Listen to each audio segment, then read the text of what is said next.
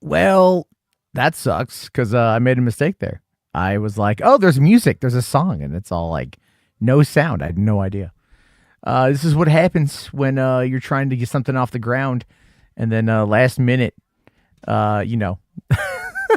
like last minute things go south. Oh my god. Yeah, I was playing it without the sound on. This is a good song too. It's all fucking whatever, man. But yeah, no, my daughter is here. And she's watching TV. I'm trying to get this damn Bluetooth thing. I might have to like check it here in a little bit. Hi, yeah, I'm talking about you. Go watch your show. What are you watching? Okay, she's watching some stuff with that. Okay. I don't know what she's watching. She's watching some YouTube. It's squishies. It's squishies? Okay. Enjoy your squishies, kiddo. Oh, okay. Good Lord here. Let's see here. I don't know if this is AWN 415. I don't know if this is RJ or not. No, I apologize to RJ. No, because my issue with RJ wasn't the movie. It was other things. So him and I have talked. It's fine. For sure, RJ's going to join. I think RJ's awake. Yeah. For those of you who didn't see my little thing that I posted a little video, my out of theater reaction, which for some reason some people didn't think was actually like like a positive thing. I thought that was kind of funny. Here we go. This is it. This is my out of theater oh wait, hold on, I gotta get to the right size on that one there. Oh, I'm out of practice. I haven't done anything in a bit. Jeez. I haven't done any streaming. I'm like completely behind on everything. This is just embarrassing. Usually I'm like good about all that shit. All right.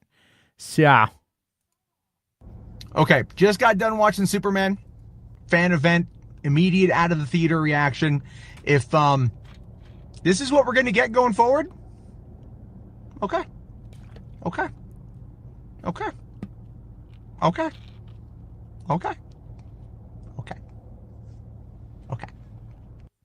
Okay, so just got done watching Superman. Funny thing about that, right? So one of the reasons why it's only 21 seconds long is my phone had like 5% battery power. It had 5%. So I needed something quick that I could just put out there. And that just seemed to work. It was funny because I think a lot of people were like not too sure about it, I guess. Right? Such a damn troll. No, I wasn't trolling. Here's the thing. This is my thumbnail for the review. All right. Like, it's a positive thumbnail. Okay. All right. Like, I was wrong. Superman was good. Let no one tell you anything else. There you go. See, I can admit when I'm wrong. Right. I saw that comment there. Hey, what up, Chris? How you doing? Where's that comment there from Comic Binge? Hey, what's up? This is why I like you, opinionated, but able to admit when you're wrong. We're wrong, are wrong, mad respect. Yeah, man. Look, dude, it's like, I said this in my review. The movie has a few minor issues, like just a few. And it's not even like anything like really crazy. It really was, the worst part about this movie was flat out the marketing. It showed you too much. It showed you like almost all of the emotional beats in the film. And like, it really, I think, poisoned the well because the marketing was like subpar, And so like, I'm watching the movie and it's like, this is where I got to wait a few months and watch it again. I don't want to go see it again right away. Nothing against the film. It would be fun to watch. Maybe I'll watch like a bootleg cut, but it's like, the thing with it is that like, because I saw so much of the marketing, it was like the first like 15 minutes of that movie, you're just like, I've seen this. And honestly, Deadpool back in 2016 did the exact same thing, and so my first experience watching Deadpool was like, nah, okay. It was okay. It was all right, and then, but I watched a bootleg copy of it like the next week and found myself just loving it. And like, Deadpool to me is like 10 out of 10. I could see my current 8 out of 10 for Superman bumping up to 10 out of 10 pretty quickly if I'm watching it and it's in the right mood. You know what I'm saying? Chris says here, I told everyone if Maddie likes it, he'll admit it. Yeah. Why would I ever lie about it? Why would I ever lie about it? Also, was your phone on during the film? You just didn't know it? No, it was already low on battery power before I went. I was out all day doing other stuff. And so I just didn't have the chance to do that. I took the kids down to my dad's house and they went swimming and we did all family stuff. So there's all that. Did I like Nicholas's Lex? I did. Yeah. He's still a bitch. Make no mistake about it. He is absolutely a bitch. But again, the thing you have to remember here. So like, thoughts on, I'm not going to spoil the Jor-El thing. I'm not going to spoil the Jor-El thing, but I will say I liked it. I thought that was interesting. I won't spoil what it is though. HBAR is asking, do you think Henry would have worked in this version of No? Yes, I do actually. I really do. I do think Henry would have worked, but I think David was great. I think Rachel Brosnahan was great. I liked all the cast. There's this really great scene. I don't think I said this in the review. I was kind of like pre-thinking about it on the drive home. Perry White, there's this whole scene where people are freaking out and Perry's just sitting there chomping on a cigar. Actually, everyone's just like not even paying attention to this whole thing that's happening. And they're just doing something else. And I actually thought that was really cool.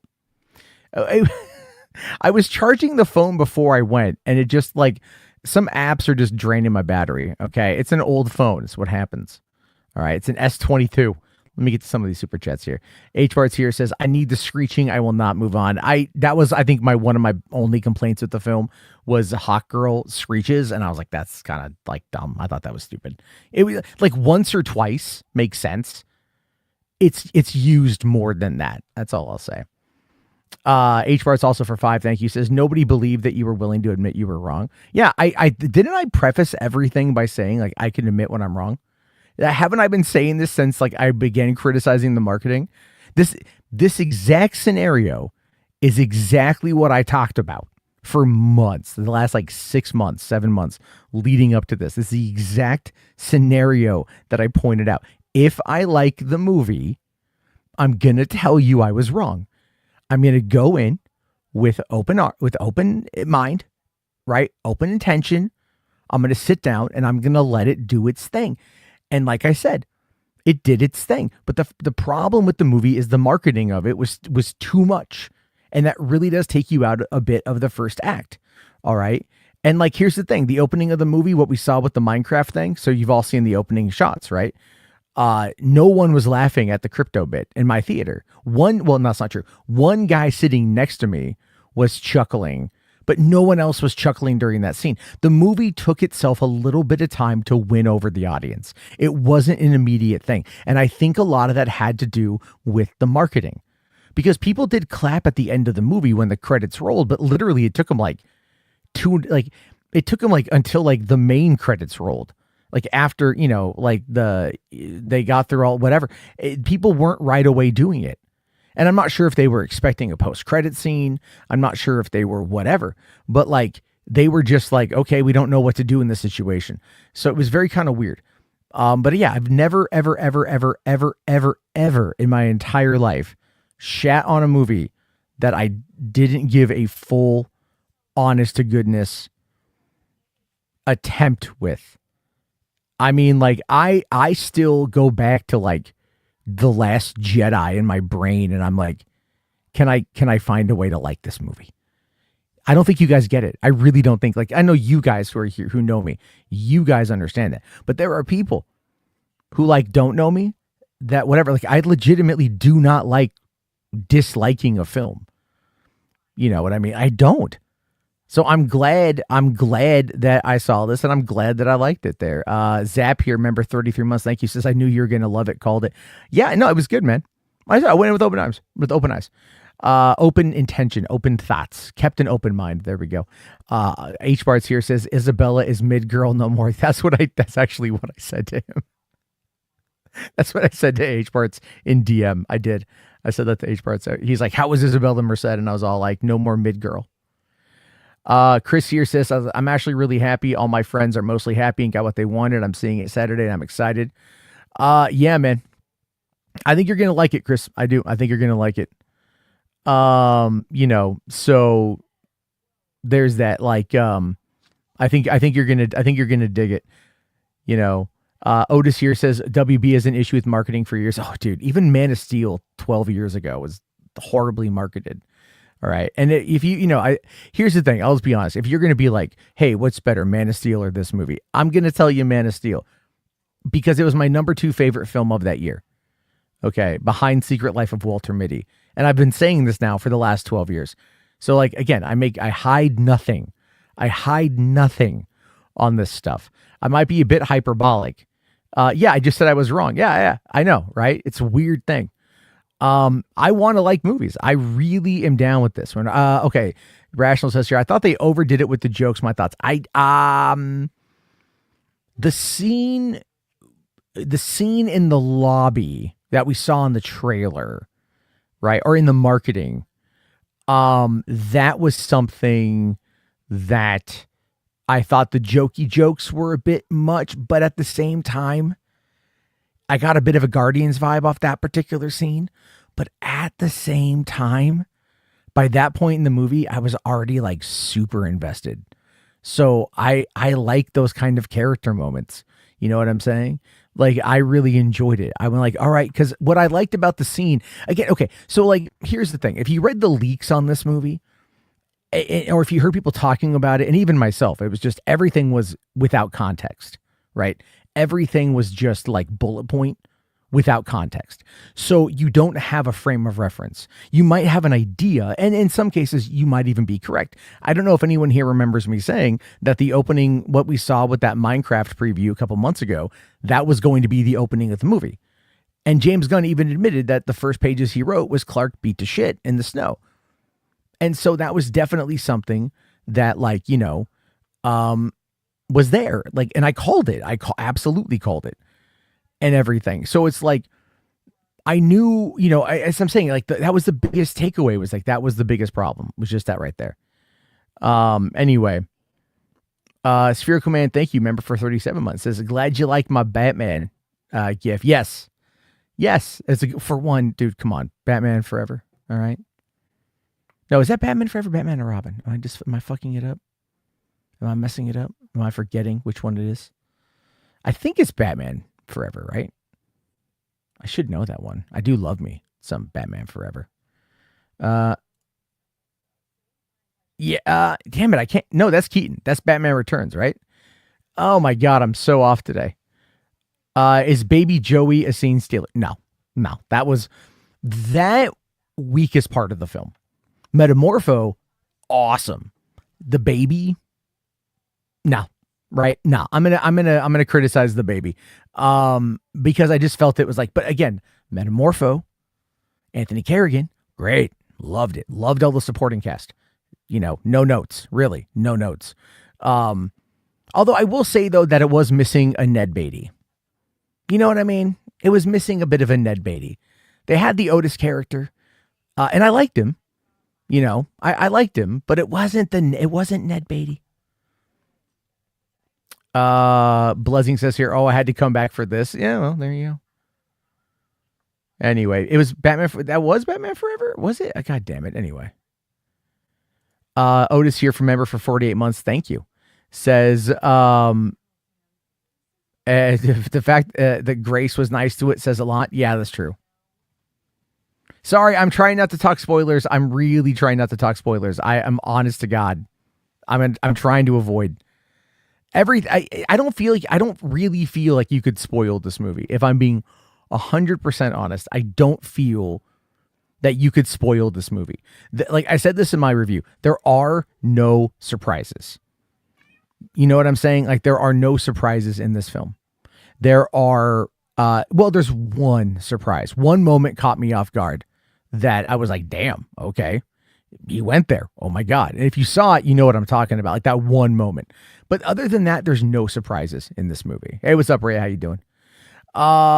So, Music Man, I mean, like, dude, I'm going to try. I might make a mistake or two. I really am going to try to keep it down. Even in my review, like I do some spoiler-ish stuff, but it's towards the back, and I do admit it, but it's, it was just, it was really good. So it's a breakfast rehash of corned beef hash. No, not really. I mean, some people said it was corny. You know what? I'm going to pull back on that. Like, it does feel like a bit of an Acme cartoon at times, right? With the whole kaiju thing, but we saw that clip. So that clip was already out there. That was like the only really corny bit in the film. You know what I mean? Like really corny bit. You know, hold on. Coons just says, I stuck around to hear the first admitting it was great and then left. On my review? Was there Donner vibes in the film? No, no. I know, like, I didn't get any Donner vibes out of the movie. And I think part of that had to do with the fact that it happened at such a breakneck speed. You're going to hear people talk about this, right? Like this movie is like a 2-hour pilot episode for a TV series. That's the best way to describe it. It is bam, bam, bam, bam, bam, bam, bam, bam, bam, bam, bam. Yeah, Coons, I totally understand that, man. Like, it is what it is. I'm going to do my very best. I'm not trying to say anything here that's like that. But Donner let things breathe. Okay, like Donner let things breathe. Donner let things kind of build, and they're like all the tension, all the rising tension, and then the tension breaks. Those are all pretty telegraphed. It's not, again, it's a predictable film. It's a very predictable film, but I don't mean that in like a negative way. Like, honestly, this is going to sound crazy. Honestly, this movie is like comfort food. It's like comfort food, right? You're going to watch it on a day where you're just feeling like shit. Right? You're going to watch it on a day where you're kind of feeling like ass, and you're going to put it on. You're going to be like, all right, this is like, it's very contained. It's world building, but also very contained, because what James Gunn had to do was basically create a world that was lived in for several hundred years with these metahumans. And that's all been known information. And then figure out how to make Superman like the underdog, because that's where he's good. And the downside to that, though, is it worked and it didn't work. Largely because people already liked Superman. And when you watch the movie, you'll understand some motivations. But by and large, everyone already kind of likes the guy. There's not a lot of that. So like,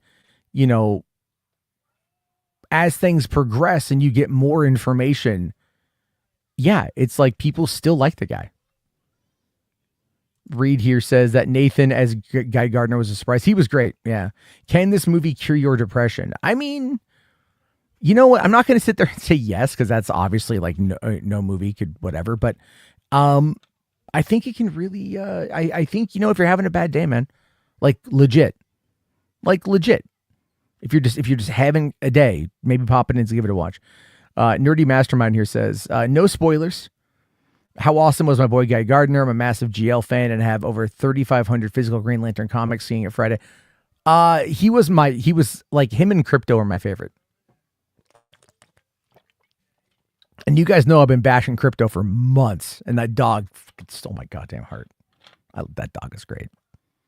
That dog, that, you know what? Like, I get it. Okay. I get it. How rewatchable is it? I'm going to say pretty rewatchable.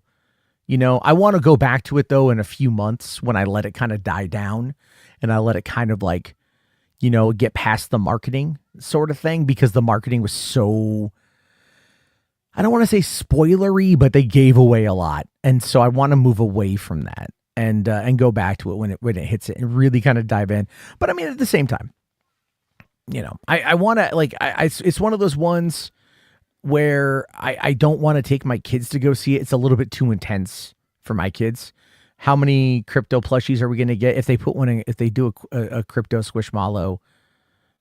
Yeah, at Costco, which I think they probably will. I'll buy it. I've already got the Pokemon ones, the Nightmare Before Christmas ones, Star Wars ones. If they have, we buy a lot of those. We like them. Chris here says Maddie likes Crypto. I knew it. It got me. I like the dog. You know what it is? I'll tell you guys this. You guys are gonna laugh at this, right? I went to my dad's house today, and my sister was there with her corgis. So there was like 6 corgis at my dad's house. I'm not a dog guy, but I like corgis. So I hung out with corgis for a couple hours this afternoon, and they're fun dogs, So Hold on. Now I don't feel bad for buying Maddie a certain something I'm going to send him. Oh my God. Did you get one of those cryptos? I saw those at the theater tonight. Damn right. You like to talk. Shut up. Fourth, what's up, buddy? WB Gunn, can you direct a Superman movie with Cavill's gun? I just can't crack it. Oh wait, maybe make like all my other horseshit problem solved. Well, okay, like no, well, I mean, look, Gunn has a certain style. A lot of directors have a certain style. Okay, that is not a problem in many ways. What he did here, to his credit, is he toned down the Guardians style. There's still moments where there's a lot of that back and forth snappy dialogue type stuff where there's just a bunch of assholes standing in a circle. Okay. There is bits of that does exist. But at the same time, when you're watching it, it really is like Superman is just trying. You know what I mean? Like he's just trying. And like he doesn't give up. Right. And he like in his nature is infectious. You know what I'm saying? Like his who he is infectious to other people. Right. Like people like myself that are like by and large pretty cynical. You know what I mean? Like that idea, that earnest hopefulness of just trying to do good. That is a lot of what his character is. And his character, like in many ways, you know, really tries to like, he's not trying to bring people together. Like make no mistake about that, right? He's not trying to bring people together. What he's trying to do is he's trying to do right by himself, do right by other people. And that's it.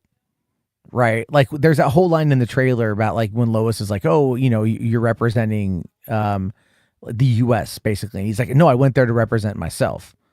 Like that is who he is. You know, there was no jingoism. There was no patriotism.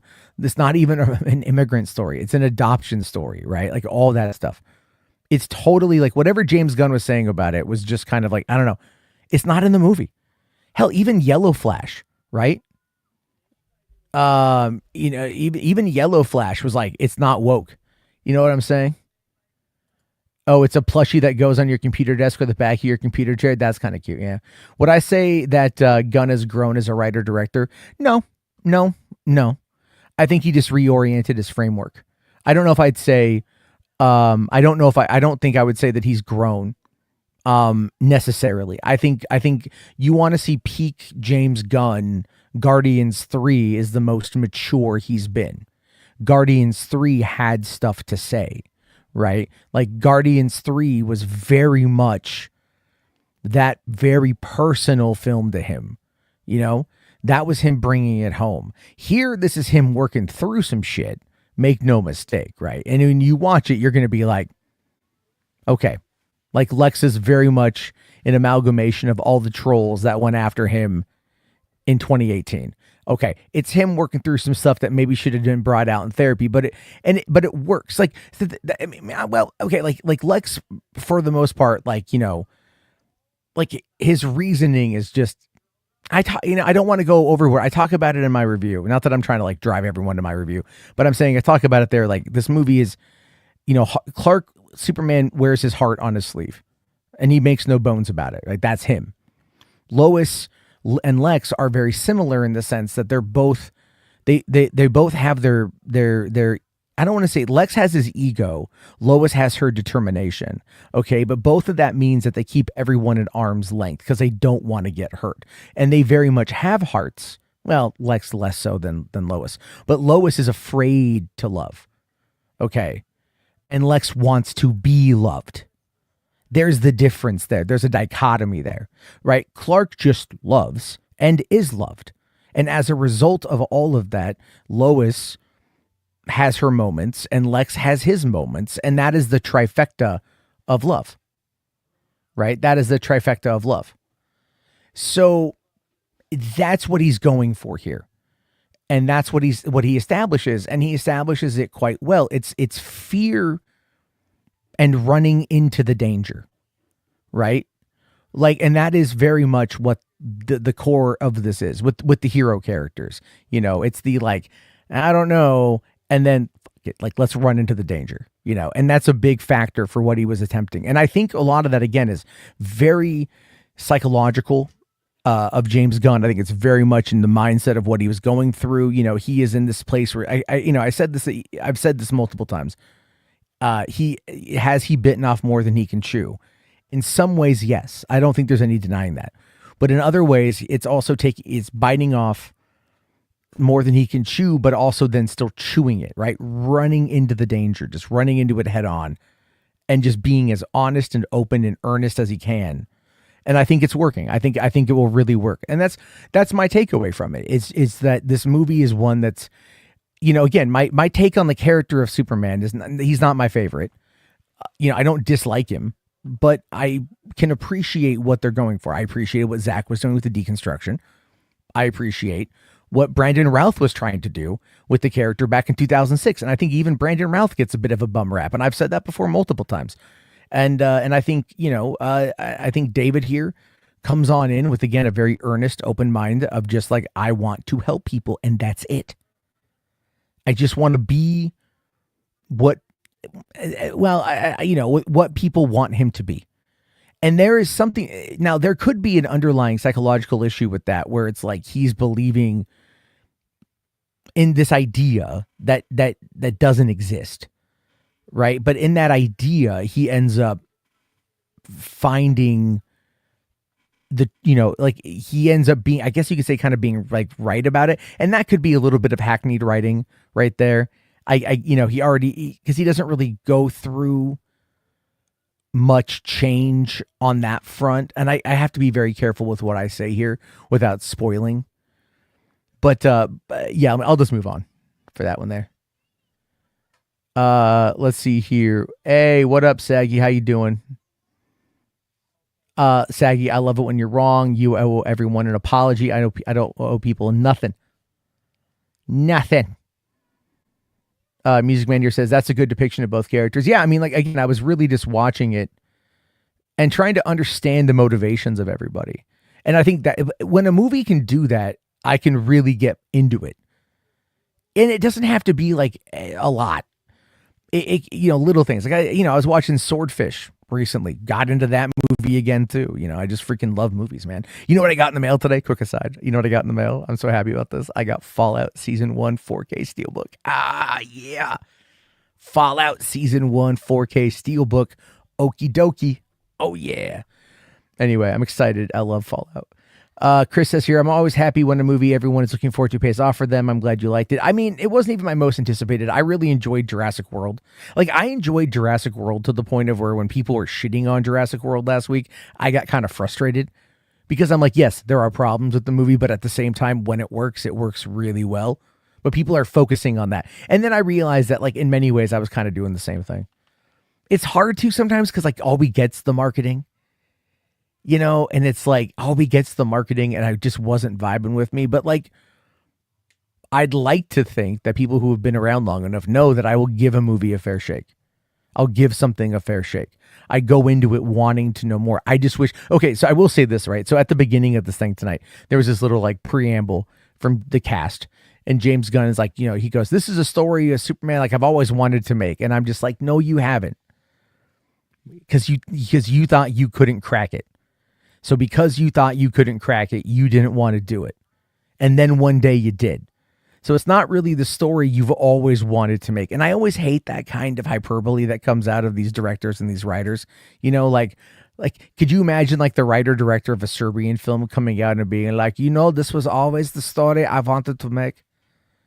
Ever since I was a small child, watching the Scheisse films with my mother and father, I was very influenced by the poop, so I wanted to make a movie where people get... Oh, thank you. What is this? There was 4 dogs, actually. 4 dogs? What is this? 4 dogs at 4 corgis. Oh, sorry. My daughter wanted to slip me a note to correct me. There were 4 corgis today, not 6. I'm sorry. Thank you for correcting me. Go back and watch your show. Okay. Great. I'm getting fact-checked by my 7-year-old while I'm alive. Thank you. Thank you. Okay, thank you. Jesus Christ. I love that kid. Thank you. I love you too. Now go watch your show. Oh man. All right. I'm laughing because it's funny. Uh, uh, hold on. One guy here says, "Kid, make your dad say sorry to us." Damn, she called you dumb. She didn't call me dumb. Let's see. Laser Luke here says, "What's up, Jarbo? I just want to say I'm glad you enjoyed the movie. I can't wait to see it on Thursday. Hope it's good. I think you'll like it, man. I think you'll like it. I think if you go in just expecting a good movie, a feel, can we call it a feel good movie? I think you can. Like, I think you legitimately could actually form that particular mindset about it. Yeah, I think you could call it a feel good movie because when you're watching it, you're like, all right, there's a really great little cameo in the film. I do not want to spoil what it is, because it's just because I'm excited for that. That was a bad Swedish accent. Yeah, I know, because it was very German. Let's see. UODS Lee says, was the music score good too? Okay, so did you guys happen to hear? Like, someone today posted it's track 7 on the soundtrack, and you hear this like guitar riff, and it sounds like dun dun dun dun dun dun dun dun. And if you know, you know. Okay, if you know, you know. So people online today were like, wait a minute, right? Because there's been this speculation about, like, will we get the Batman in the Superman world? And I don't know, probably not, even though I think they should make it work, but that's just me. Okay. But like that little, that you hear a hint of that in track 7 on the soundtrack. And I caught it in the movie tonight. Totally not related to Batman. But it is very much a villainous tone, which I thought was kind of odd. Did I see? Oh, Anthony, did I see your member chat? I did not, man. Thank you for telling me here. Anthony says, "What's your thoughts on Superman tracking?" Okay, so like Deadline is saying it could go up to like 135. I think. I do think solid word of mouth is going to move this. I also think that solid word of mouth of Jurassic Park is going to cause a bit of an issue. I could see it cracking a hundo for the 3 days. I could see that happening. But do I think it's going to be number 1? Yes. Do I think that it could earn more if it didn't have Jurassic World second weekend and that's still doing pretty good? I think it could do more. But at the same time, AMC announced that they're doing discount movies on Tuesday and Wednesday starting tomorrow for AMC. So next week, Tuesday and Wednesday is going to be like half off ticket days. So that should get more people coming in midweek. Honestly, it's not a bad idea. But I think I don't know, man. I don't know. I don't want to like jump in on the tracking. You know why I don't want to jump in on the tracking? I'll tell you this. Okay, so look, it's fun. The armchair box office analyst shit. Okay, it can be kind of fun to go like, oh, it could make this, it could do that. But it becomes more contentious than anything else. All right. Here's my take, and I've said this before. I just want movies to make money. I want movies to be good. I don't want to jump in on this whole thing about like pitting a movie against each other. And it's like, I've done it, it's easy to do, even if it's hyperbolic, right? Largely, my trolling of Superman was really aimed at one person who just really pissed me off because he's like obsessively psychotic, because his mother is, and this isn't Brandon, but his mother is wildly like Donald Trump cultist. You know what I mean? So you can see like his level of obsession, like where it comes from. And I just like to mess with him because I'm a dick. But that's the key reason right there. But that being said, yeah, it's kind of dumb to put movies against each other. Don't we just want to love them? Right? Don't we just want to love them? Isn't that why we're here? Like, honestly, that's all I want to do with this channel. Is like, I don't even like the live streaming shit is fun. Like this right now is fun. And I'd like to have a focus for live streaming rather than just like, oh, here's like, movie news and shit. Because I feel like the movie news is just so blah, blah, blah, blah, blah. Because you can't, I can't get hyped up for movie news. I can't get hyped up for that. I try. I always lie to myself though. I'm like, oh, I'm excited about this one thing to talk about. Can I do this every day? No, I can't. It's bad. But it's like, but this should be the conversation. You know what I mean? Like this should be it all the time. Like diving into something, having discussions about them, because people want to engage in this. They want to love it. They want to let it be part of them. And I think that's really kind of where we are. How were the needle drops? I didn't really hear any. This is his least music focused movie.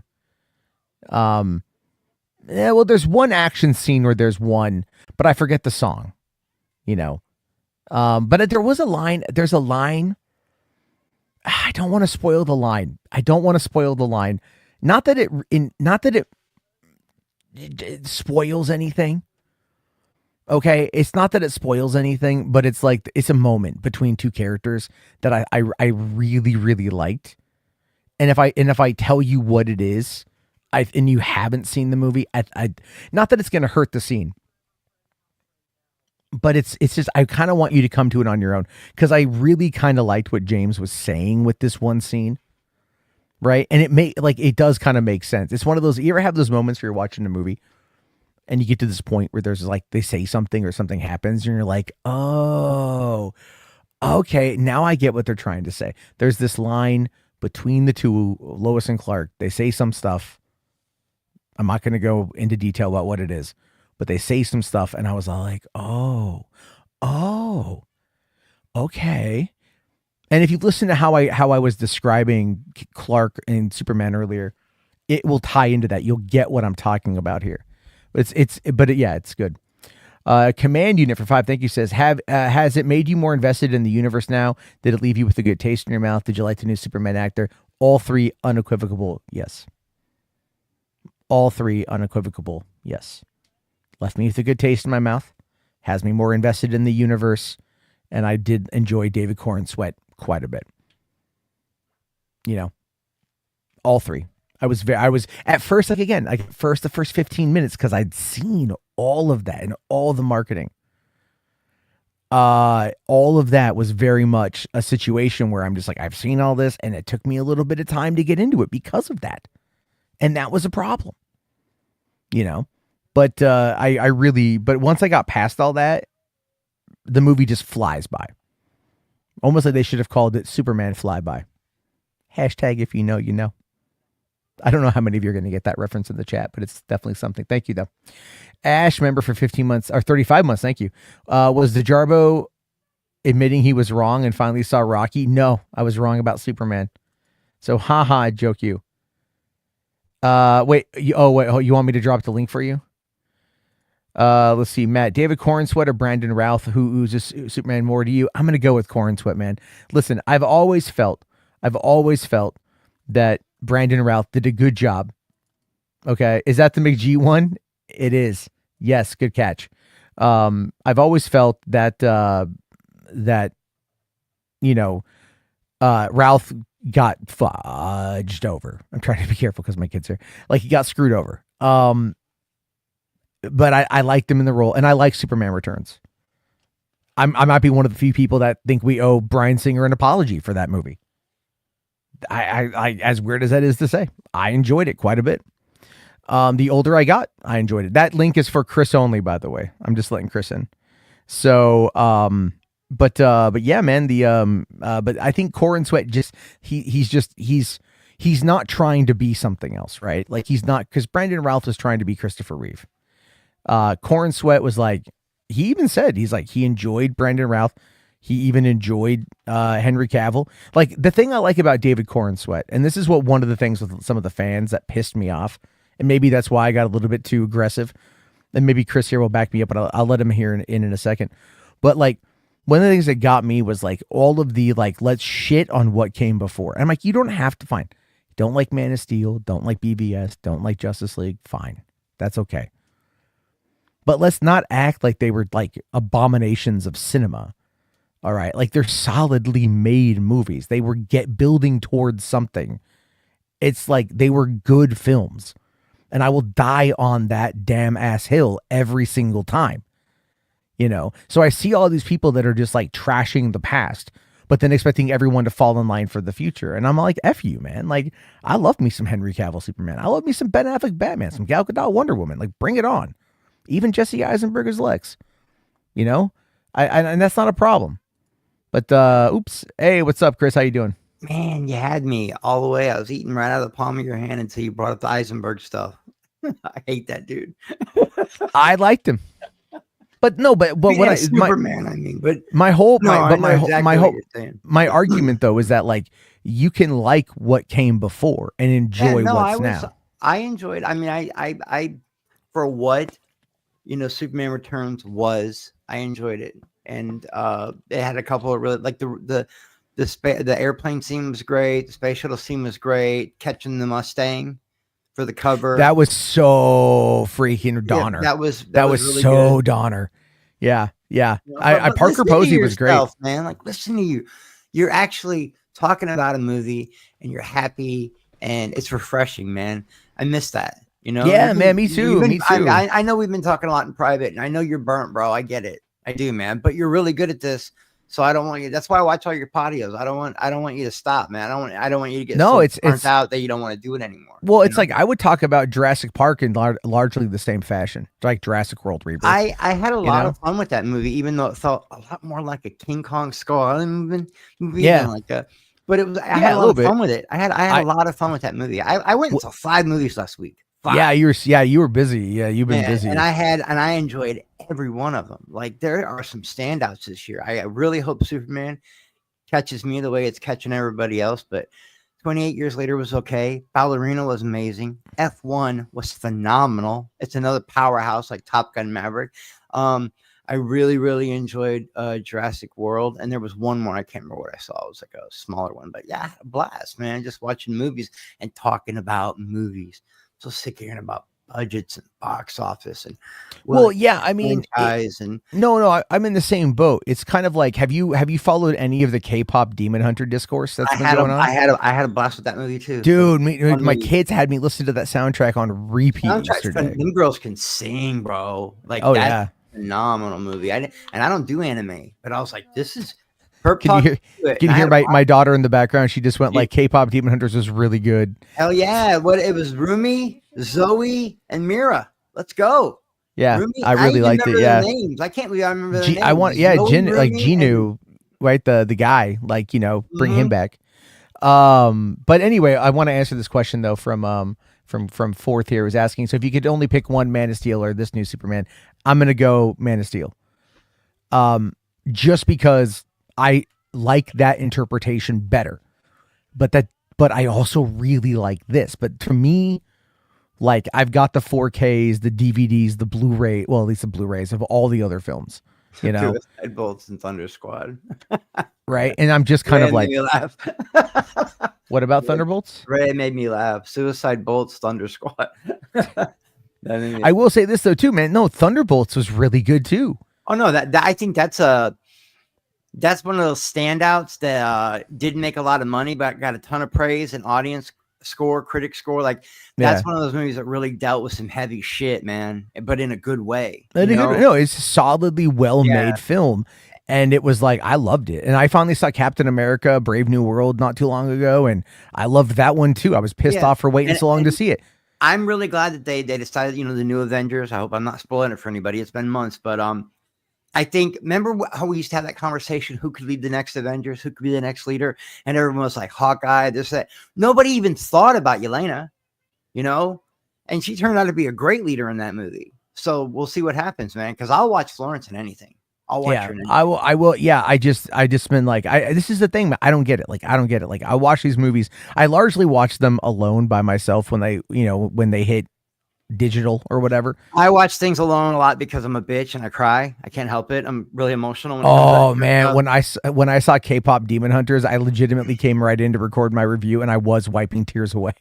Yeah, that one was really good. I was like, oh, these friends. Yeah. Yeah, I was like, oh man, but no, it's like this is the thing. It's like, I'm looking at, like, I haven't seen Ballerina yet. I need to. I want to see 28 Years. I think it's coming to digital pretty soon. Yeah, Ballerina is on digital now, and it's super fun. I don't know why it didn't get Well, because the it kind of came numbers out, that it came out at the wrong time, man. that's Like, another thing. Yeah, Megan, that's the other one I went and saw. oh, Megan, yeah. How was that? I'm gonna wait for that one. No, I have it's no fun desire to see too. it in It's theaters. Terminator 2. It's literally Terminator 2. No joke, but it's fun. They put it out at a bad time. They put it up against powerhouse movies, and because it did so good, I think they got suckered into going, Yeah. we can compete, and you can't. You know what I mean? You Well, I can't. mean, it's like you had like what? You had like How to Train Your Dragon. We took the girls to see that. We all really liked it. As much as I loved the cartoon, I really enjoyed the live action. I think Elio was that weekend, or it might have been the weekend. after Elio that. came out the weekend after. um, Elio, it was good. But again, like it was kind of like Strange New World.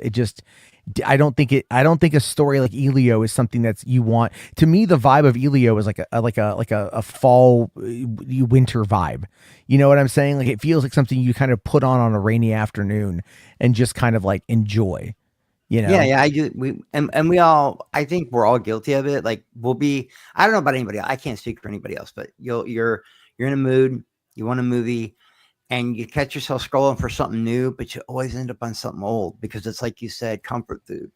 Goonies, Breakfast Club, The Crow, older Supermans, older Marvel stuff. You know, you so just Prime Day is going on right now, and they've got the 4K of The Crow, the 94 version, for like $17. And I'm like looking at that like, God damn it. Yeah, Brodan got me the steelbook of that. You know, he's a pretty good friend. He's always sending me stuff, and I tell you what, man.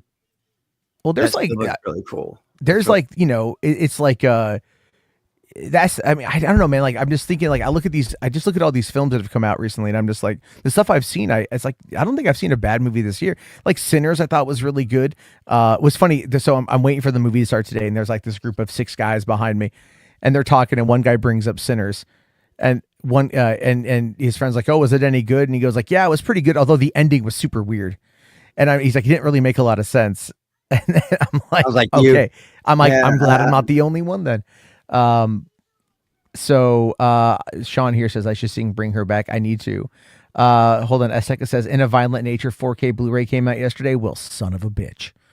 I got to get that. I loved Yeah, I really enjoyed that one. That was my favorite thing about that movie is people like it's like walking the movie. I'm like, yeah, but it's good walking. It's horrific walking. Like the part where he like literally goes all the way around the lake.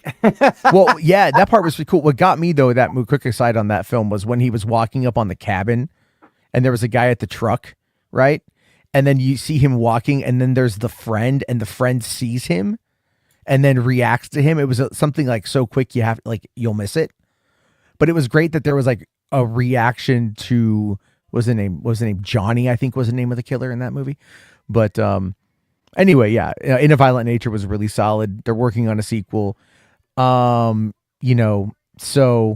what do we got here? I'm trying to look at this. I could see that going like full low budget franchise, like no joke. In the Violent Nature, yeah. I got definitely, bro, because it's got something to do with that ring.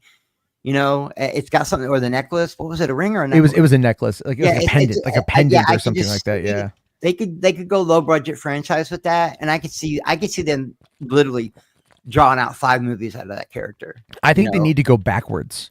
What I mean by that is there's lore dumps in that movie, and each of the lore dumps gives you like a different time period where Johnny went on a massacre. And I think the lore dumps were like one of the best parts of the movie. Yeah. You know, the exposition dumps. I like that. I like that. If it works. I don't like it if it's like connected to lazy writing or anything. But then again, I'm not a whole lot like a lot of you guys, for lack of a better term, don't take it the wrong way, film snobs. And I don't mean that you're snobby. I just mean that you look for certain things in a movie and you guys will pick it apart. Me, I'm so basic. I'm a basic bitch. I'm so easily, you know what I mean? I'm so easily entertained that like if something really, really, really phenomenal comes along, like a Top Gun Maverick or an F1 or something like that, then I'll just get like way deep into it, you know? Like But I understand why you guys do what you do with the movies, because it's kind of a different. So everybody sees their entertainment through a different lens. Yeah. I mean, I always enjoy kind of diving in. I do want to get this question here. Nerdy Mastermind is asking if I'm going to see I Know You Did last summer, Fantastic Four. I have my Fantastic Four tickets already. I already have my tickets. I bought them when they first came out. So I'm gonna have to request a bit of a later start that day at work. But yes, and then I know what you did last summer. I think I'm just gonna wait. I saw the I trailer might for it. go in for that one because I got a theory. I just have a theory, and I hope it pans out. But I What want it to be Jennifer Love Hewitt's the villain? Sarah Michelle Gellar didn't die. Because there was talks about her. They wanted to get her to come back. Yeah, and I would So- really. And how you gonna bring her back except as in a villain? And I heard you talking about it. Was you talking about that? I tell you, I watch your shit all the time, even when I'm not on. You were talking about how people are literally coming up and buying their tickets 15 minutes into the show because they know there's going to be 45 minutes worth of commercials and stuff. I remember you talking about that. Did you have to deal with that today with Superman? Was there like a lot going on? Well, this was like a fan screening, so some people came in late, and I think they came in late because they thought there was going to be previews. There was only one, and I can't tell you what it was for because I don't remember. It was so quick. It was just like the thing started at was supposed to start at 7:00. It actually started like 2 minutes early. They ran a very quick trailer. I don't know what I don't know what it was. Something coming out soon in IMAX. And there was supposed to be the Odyssey trailer in IMAX before this. That's what it was. I thought it was. And they didn't maybe it's going to be there this weekend, but they did not have it on there, which stinks. I mean, I saw it in front of Jurassic World. So I already saw it, but is it a good trailer? Is it good? It's all right. It's all right. It ain't, it's a teaser for the Odyssey. It's basically Spider-Man talking to the Punisher. But no, I mean, it's like this one. No, some people came in late. I can't talk about that in the company that's in the room right now, but oh, that's right, you got babies in the room. Yeah, there was let's just say there was some person there tonight that you could see countries going to war over. That's what I'm trying to say. You know what I mean? Like something like that. That was in my theater tonight. It was yeah, anyway. Spotted that from the parking lot.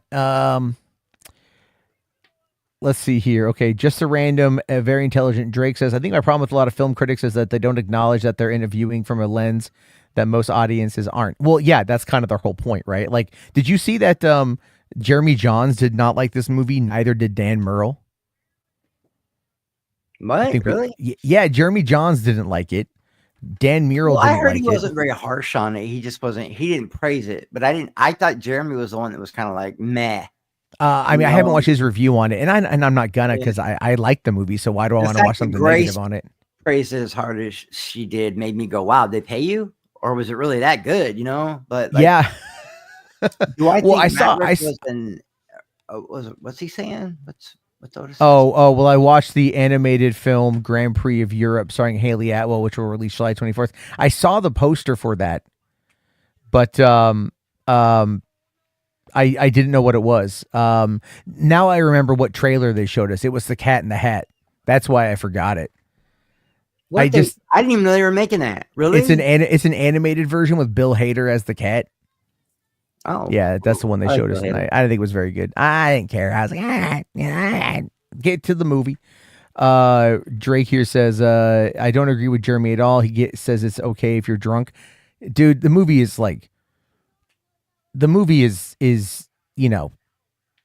good. Okay. Like there was a guy that okay, look, is it a cinematic abortion like that one guy from the Daily Beast wrote? Like, no, it's not. Like what you've got is you've got a world that has to establish itself as being lived in, right? That's kind of what William said. William said it's a basic film, but it's safe and it's fun. And when I heard William say that, I thought, well, he's not dissing it. I think that for Gunn to have to start this whole new universe, this whole new brand, bringing DCU finally to, I mean, you got to play it safe. I think you have to. No, you have to. Like it's like I said, there's no surprises in this movie. Like there's none. Like there's just none. You know what I'm saying? And I'm okay with that. I'm okay as long as it sticks to landing. That's all I care about. Yeah, there were people in my theater that were waiting all the way through the end credit scene for the end credit scene, and the end credit scene was funny but largely pointless. Like it didn't connect to anything. And I don't know. I've had it spoiled for me, so I'm gonna go see it anyway. I don't care, but I'm wondering if we're thinking about if it's the same, because I don't know when a certain individual shows up, but I heard that when that person does show up, you're like, what? Oh no, I'm not talking about that one. Oh, That one I expected. I'm interested in that. I'm actually that one I expected to be in the movie. Like I expected it to be there. That was from the leaks. The leaks, for the most part, if you've read the leaks, you've read the movie. Well, my friend Scott got to go see it, and he's like, "Do you want to hear about it or not, bro?" And I'm like, "All right, fuck it, hit me." And he busted it down for me. And I'm like, "Yo, this sounds really fun. I'm not even upset at all." Finding out. I mean, a lot of the leaks were right. The Jarrell thing, all that. I'm in. I don't want to spoil it for nobody. Yeah, but let's. Yeah. I mean, like, I enjoyed, what he was trying to do. I liked that there was a little bit of a different take on it. What gets me is, and this is just how I look at like any comic book movie, is like, how do you have a world with all these characters and stuff always keeps happening, but it's just, in this case, they kind of explained it like, man, they explained it in Civil War. Vision. Remember when Vision explained, okay, ever since Tony Stark showed up, the anomalies for reality are like, okay, now we need a bigger villain. Okay, now we need a bigger hero. Now we need now we have a god introduced with a big hammer. And now you got it. Vision explained it. And I'm pretty sure it was Civil War when he was talking about, this is the anomaly that's happening because superheroes are now becoming a thing. And I think the reason they worded it that way is because they want to introduce the X-Men, or at least mutants, in a certain way. Remember when Vision was telling them? I got to go back and watch it. It's been a while. Well, Vision's like, okay, this is why they need to sign the Sokovia Accords, because ever since Tony Stark said he was Iron Man, we've had bigger villains, and then those bigger villains need bigger heroes. And so that's why I think that's why there's always something happening. Plus, Maddie, truthfully, the reason there's always something happening is because it's in the script. You know what I mean? Yeah. You got to have a story. I'll be right back. Read your super chats. I kind of want, I need to, I guess Tyrone Magnus did not like the movie. So neither did, I don't know if Aaron Fisher liked it or not. So I don't know if he did or didn't. I need to watch his review. He went and saw it. Tyrone Magnus, I don't even know if I could say Tyrone Magnus went to go see it. I don't trust anything that guy does. Let me see here where we at. Okay. Eric here says, I really enjoyed the female cameo. I think it's going to be a really good take. That wasn't the cameo that got me. I already knew that was there. But I really liked it. Campia loved the film. I wouldn't expect anything else. I'm sure Robert Meyer Burnett creamed his jeans over it. Let's see. Nathan here says Jeremy Jahns has had weird opinions ever since his Sound of Freedom review. Yeah. That one broke him a couple summers ago. Like, because, look, I haven't seen Sound of Freedom, but there was enough negativity around that movie to where, you just kind of want to avoid it. He definitely got that. Anthony here says, so no Batman and the Superman. Yes, that's, yeah. I figure like that's not a spoiler. That's just not in the movie. If they would have done the Batman in this movie, I probably would have I don't know. I think part of me would have been like, yeah. And then I would have thought about it and been like, it doesn't really vibe right now. Right now, it doesn't really vibe. Let's see. Tyrone threw a temper tantrum at Crypto. He was never going to like it. Yeah. I at least came out of it saying I like Crypto. John Rocco was in my camp as a skeptical. He enjoyed it too. Yeah, I saw that. He saw it and liked it. Yeah. Let's see. Shiftygism says Tyrone's review was solid because Tyrone is just a dude. He gave it 2.5 woos and called it a big old piece of trash. Yeah. Is that good or bad for you, Shifty? I don't quite know. Yeah, Brandon, come on, dude. Leave Parallax alone. Let's see. Nerdy here says, I stopped watching Jeremy Jahns years ago. You can tell he's clearly on the MAGA side of things. I don't know if I'd go that far, but I do think he's been, I think ever since he left LA, he's been largely ostracized. And I say that because when you are in that bubble, And this is okay. So let's kind of talk about like this whole paid reviews thing. Did you hear about that at all, Chris? That like people are accusing those who got to go to the, like the premiere or the screenings Yeah, they of always do Superman. that, so don't they? Don't they I mean, always? well, this time it seemed to have a different like it seemed to have a bit of a different vibe to it, right? So a lot of these guys were, like again, a lot of them are kind of Snyder people, right? And they're like, oh, they don't trust any review because they're all bought and paid for. See, the thing with that is that's not true. Not monetarily speaking, not even well, to some extent, maybe even monetarily speaking, but not direct payment. It's not that they're being paid for reviews, but they are being wined and dined and groomed for positive responses, right? Like, or at least less negative responses. And that's not an uncommon thing to say. Have you ever gone to a movie premiere or any kind of event like that, Chris? Yeah, once. All right. So like, they pull out like maybe like the big ones. They'll have like, oh, here's our open bar. Here's our food. You can go get, or you can go and, get drunk before going and watching the movie. Or go to our after party where you get to like, rub elbows with celebrities. Believe it or not, they had one in St. Louis for, of all things, who's the girl? Man, it was her and Glenn Powell. Sydney Sweeney and Glenn Powell. They had one. Oh, Anyone But You. Anyone But You. That was a funny ass movie, and it ended up being really funny. I went to that one, and then I went to the one with Hunger Games girl. No Hard Feelings. No Hard Feelings. They did them both in St. Louis, and they were really good premieres. And they kind of did the wine and dine thing. And there was a lot of influencer stuff down there, but I've never really experienced like the whole, hey, give us a good review, access media type of shit. Belle Reeve, slumming it again. Check her out. Belle's here. I see Belle. Hey, what's up? Hold on. What's up, kiddo? Remember that we got like the crypto dolls, the crypto dogs from the crypto dogs. Where did we get the crypto dogs from? From Valentine's Day. Mom got us for them. Oh, Mom got you guys crypto dogs from. I don't remember that at all. I'm sorry. That's okay. Okay. Go. Okay. I missed mine being that little. Dude, did you hear her earlier? She came in the fall. Yeah, she's checking you. She's fact checking you, bro. She is fact checking me. Yeah.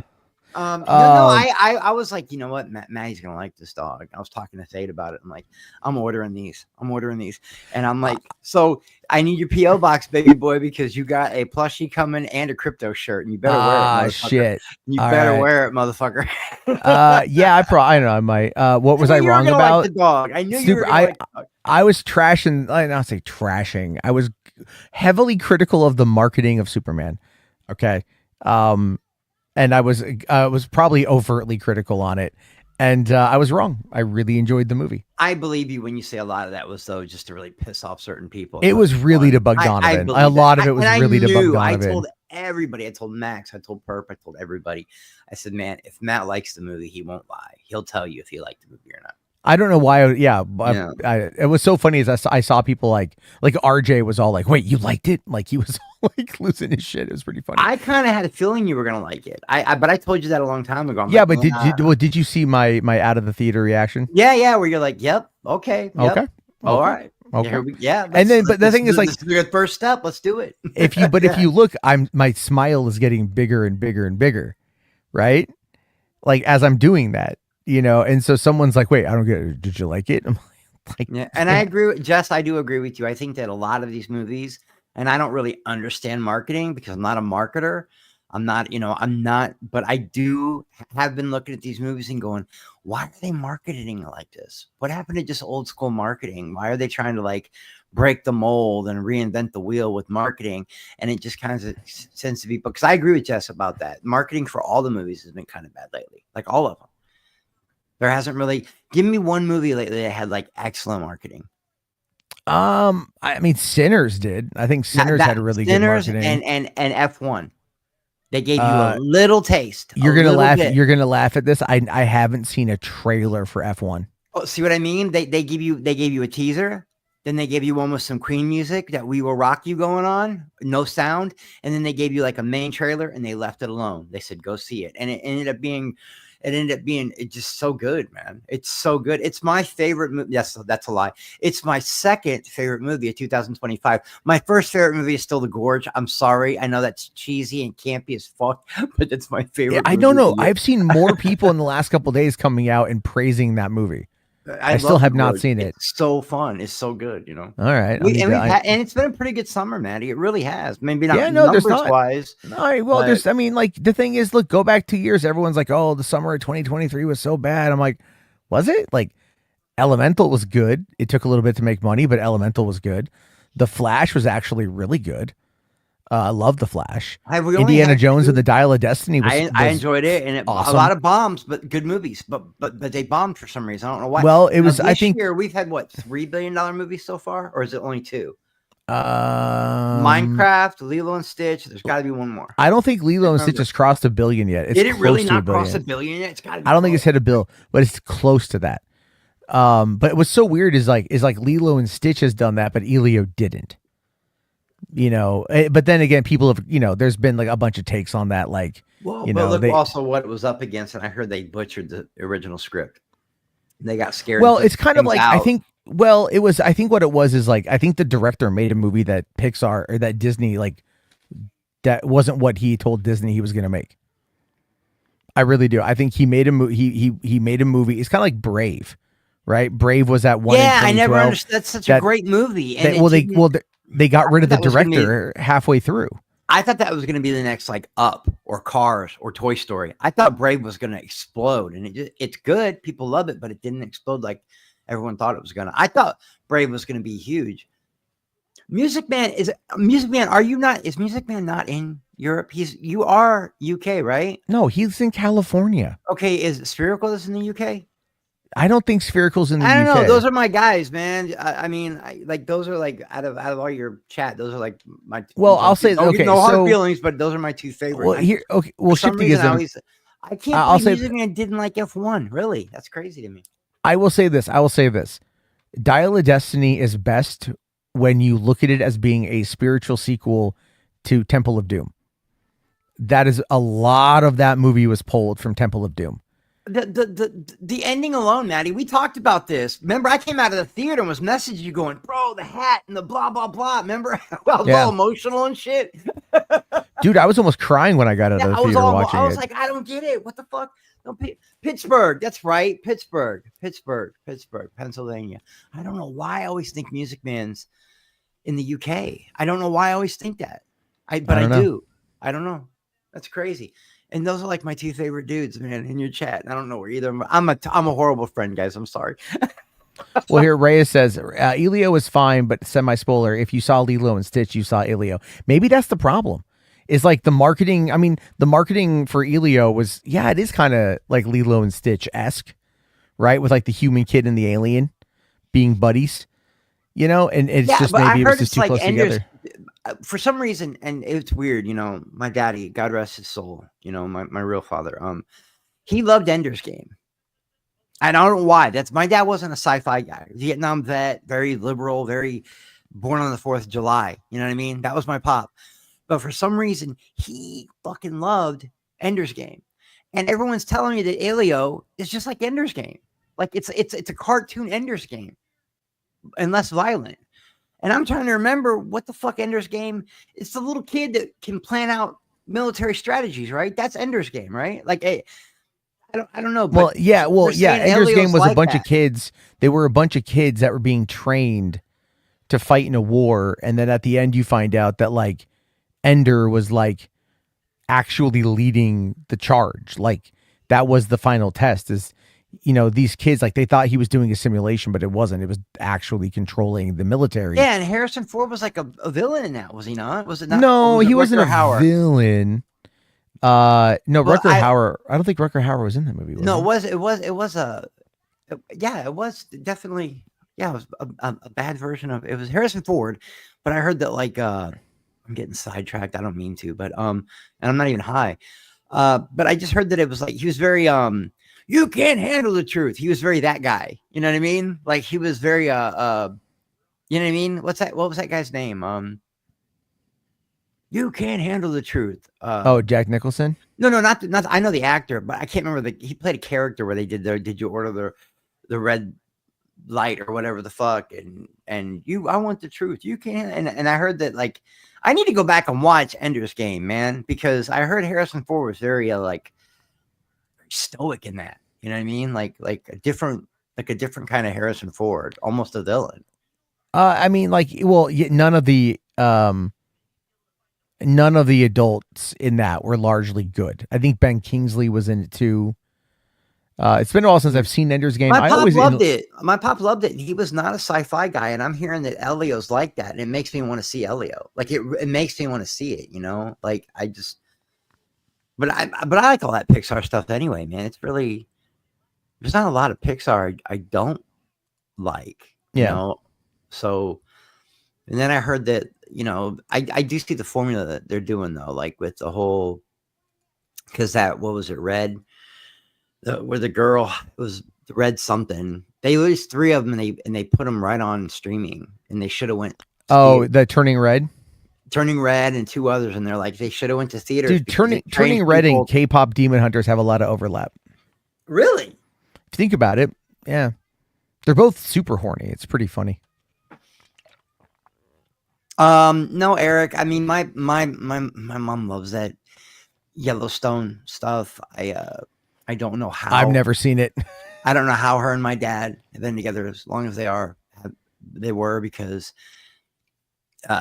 my dad the war messed him up. He was raised a Republican. By the time he came home from Vietnam, he hated Republicans. He hated them his whole life. And my mom, she's kind of more conservative. So she leans right. She's not really a Republican, but she leans right. And she loves all that Kevin Costner, fucking Yellowstone, fucking America. You know what I mean? It's weird because she's a Cuban immigrant. So, you know what I mean? Like, my mom was a Cuban immigrant. So, you know, and my dad was an Italian immigrant. So it's weird when I sit back and watch what entertains them. Hey, I gotta take care of one thing with the kiddo. Just hold the fort down for like 3 all right. minutes. Welcome to the Chris Jarbo show. I got this. But I never really. I think I did watch the first season. I like that girl Beth. And my family, they do love westerns, Eric. So I heard they are good, and I heard isn't Harrison Ford in one of those too? If I'm not wrong, I think Harrison Ford's in one. Maybe it's not Harrison Ford. It might be somebody else, an older actor, but I heard they're good. You know, yeah, it is Harrison Ford. Okay, thanks, Shifty. And my you know, my family, my daddy, he would watch any kind of western you put out there, like any Australian western, European western, the old spaghetti westerns, and even he didn't really like the Yellowstone shit too much, you know, because he was just, you know, he was such a, you know, my dad was a pretty political dude, man, before he died, you know. It ain't been that long either. It's been about maybe a year now since he's been gone, a little over a year. And I don't know. He just he's I guess Yellowstone's political. I didn't know that. But I will watch it someday. Longmire, it was a big one with him. I think wasn't Katie Sackhoff in that for a few episodes? Oh, bro, Landman's great. Fourth. Landman is my shit, bro. Landman, King of Tulsa. I haven't watched Special Forces yet, but Lioness is dope. But then again, Zoe Saldana kills it in just about everything she's in. Like, she never really phones it in anything. That girl's just good. I even liked her in Losers, which is an old DC. Losers is an old DC comic book that they turned into a movie. But it's the A-Team. Have you guys ever seen the Losers? It's literally the A-Team. It's the fucking A-Team, but with Zoe Saldana. I even liked her in that. You know, the only thing I've never watched her in was the one she won the award for. And don't get me wrong, I'm so happy she got that Academy Award, but I just couldn't bring myself to watch that movie. I can't even think of the name of it right now. It's about the Latinos and the singing and the transgender. I can't remember the name of I wish I could remember the name of that movie now. The Loser is really fucking great. I don't know what you mean, Music Man. I like Loser. It just Amelia, that's what it was. Thank you, Amelia. And I just couldn't bring myself to watch it because I'm not a musical guy. I don't really do musicals. I mean, I always say that though, but then I catch myself going, oh, wait a minute. I like Rock of Ages. Oh, wait a minute. I like both Grease movies. Oh, wait a minute. I like Sweeney Todd, and so I'll catch myself going, maybe I do like musicals because Wicked was dope. Wicked's like the fucking best musical I've seen in a long time, man. So maybe I do like musicals and I just don't admit it. I don't know. I don't know. It wasn't good that Amelia. So and then I heard like a lot of bad stuff about the main actress. Had said some really like bad things. So yeah, I do enjoy concert films, Eric, a lot. My main favorite, believe it or not, it's probably Rattle and Hum. Most people would say, what about The Wall? The Wall's more of a concept movie, but Rattle and Hum. I'm a big U2 fan. I think Rattle and Hum is like my favorite concert movie. Although there's an older Stevie Nicks one I really like too. I'm a big Stevie Nicks fan. I just love her. She was my goddess growing up. Like her, Lita Ford, Pat Benatar, they were all on my wall, man, for years. But Stevie was always the one that like just the way she wrote and what she's saying. She's got a couple really great concert films. My favorite is probably Rattle and Hum by U2. H Parts, I saw your picture on Facebook, bro. Looking good, bro. Looking very, very Bonnie and Clyde, very gangster with the vest and the button-up shirt. Yeah, H Parts, you were looking good, bro. You were looking pretty classy. I was telling Maddie about it a couple of days ago. I was like, hey, H Parts was looking pretty fucking classy, man, in his new profile picture. I was like, look at this smooth motherfucker here with his. All you needed was like a pocket watch.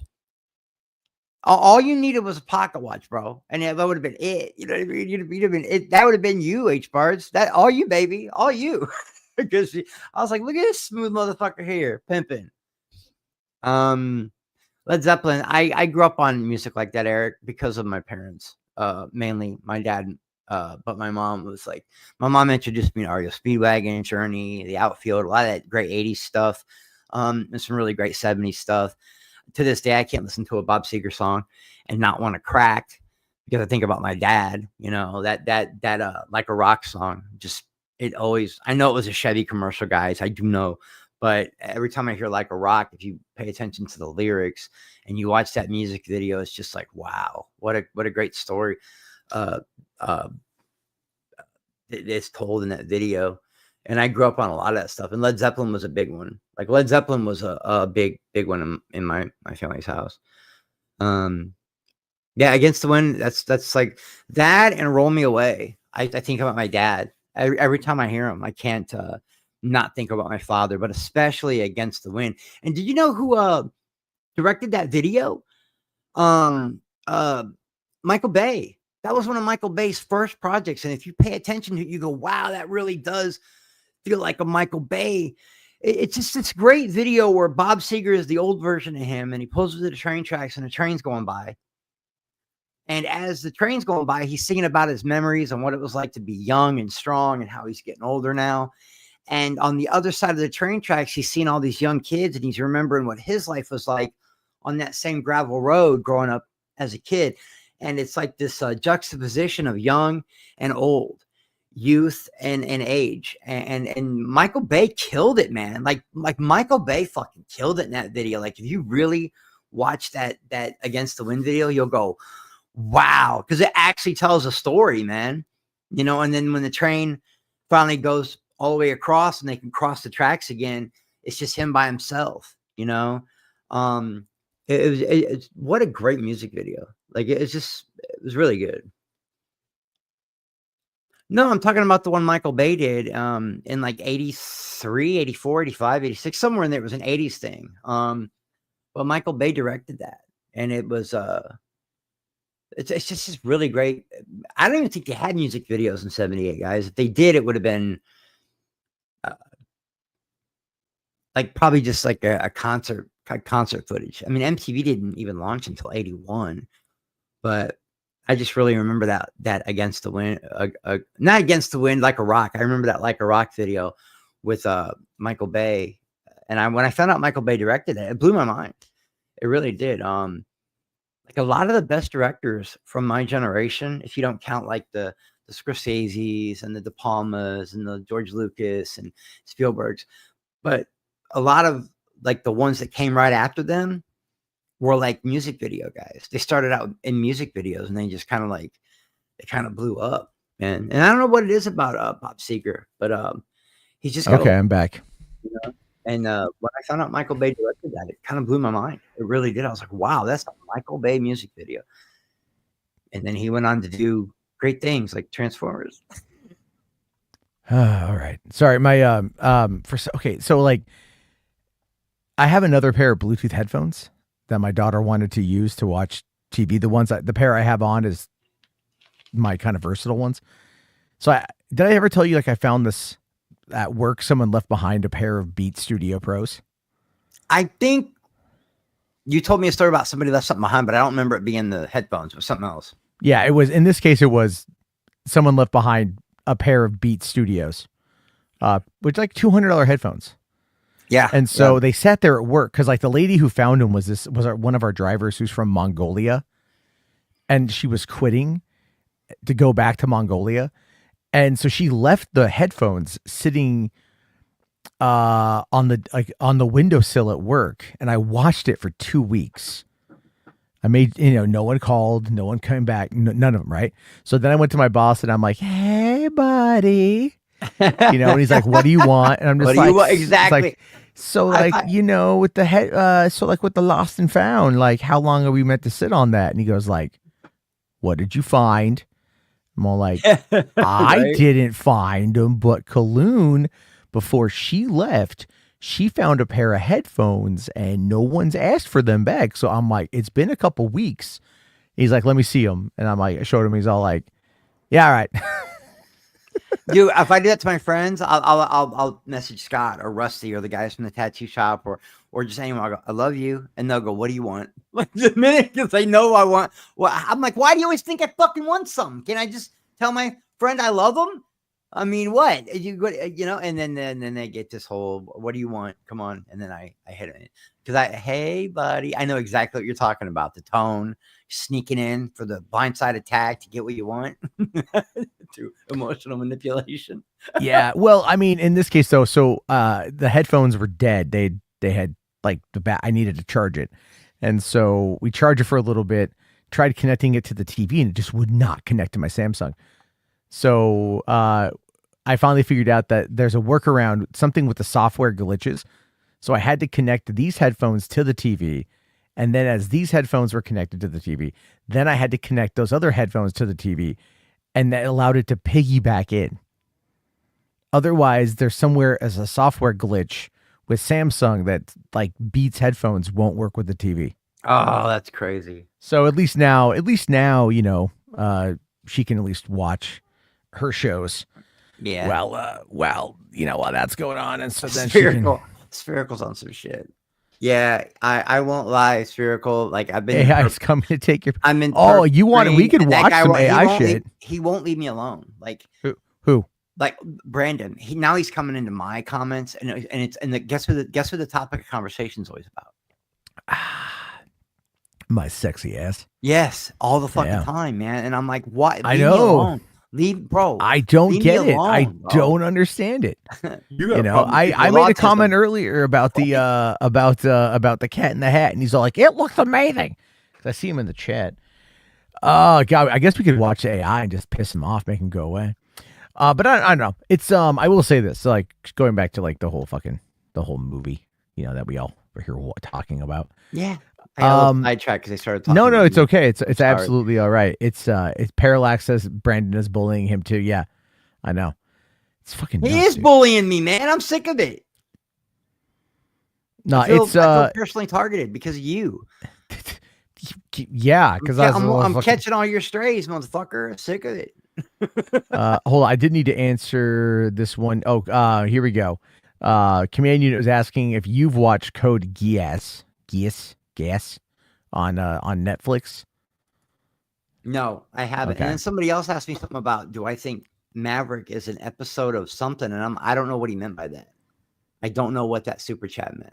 Let me go find that here. Do I think Magris? Oh, do I think Chris? Do you think that Maverick was a riff of Ep 4? I'm assuming he's referring to Star Wars Episode 4.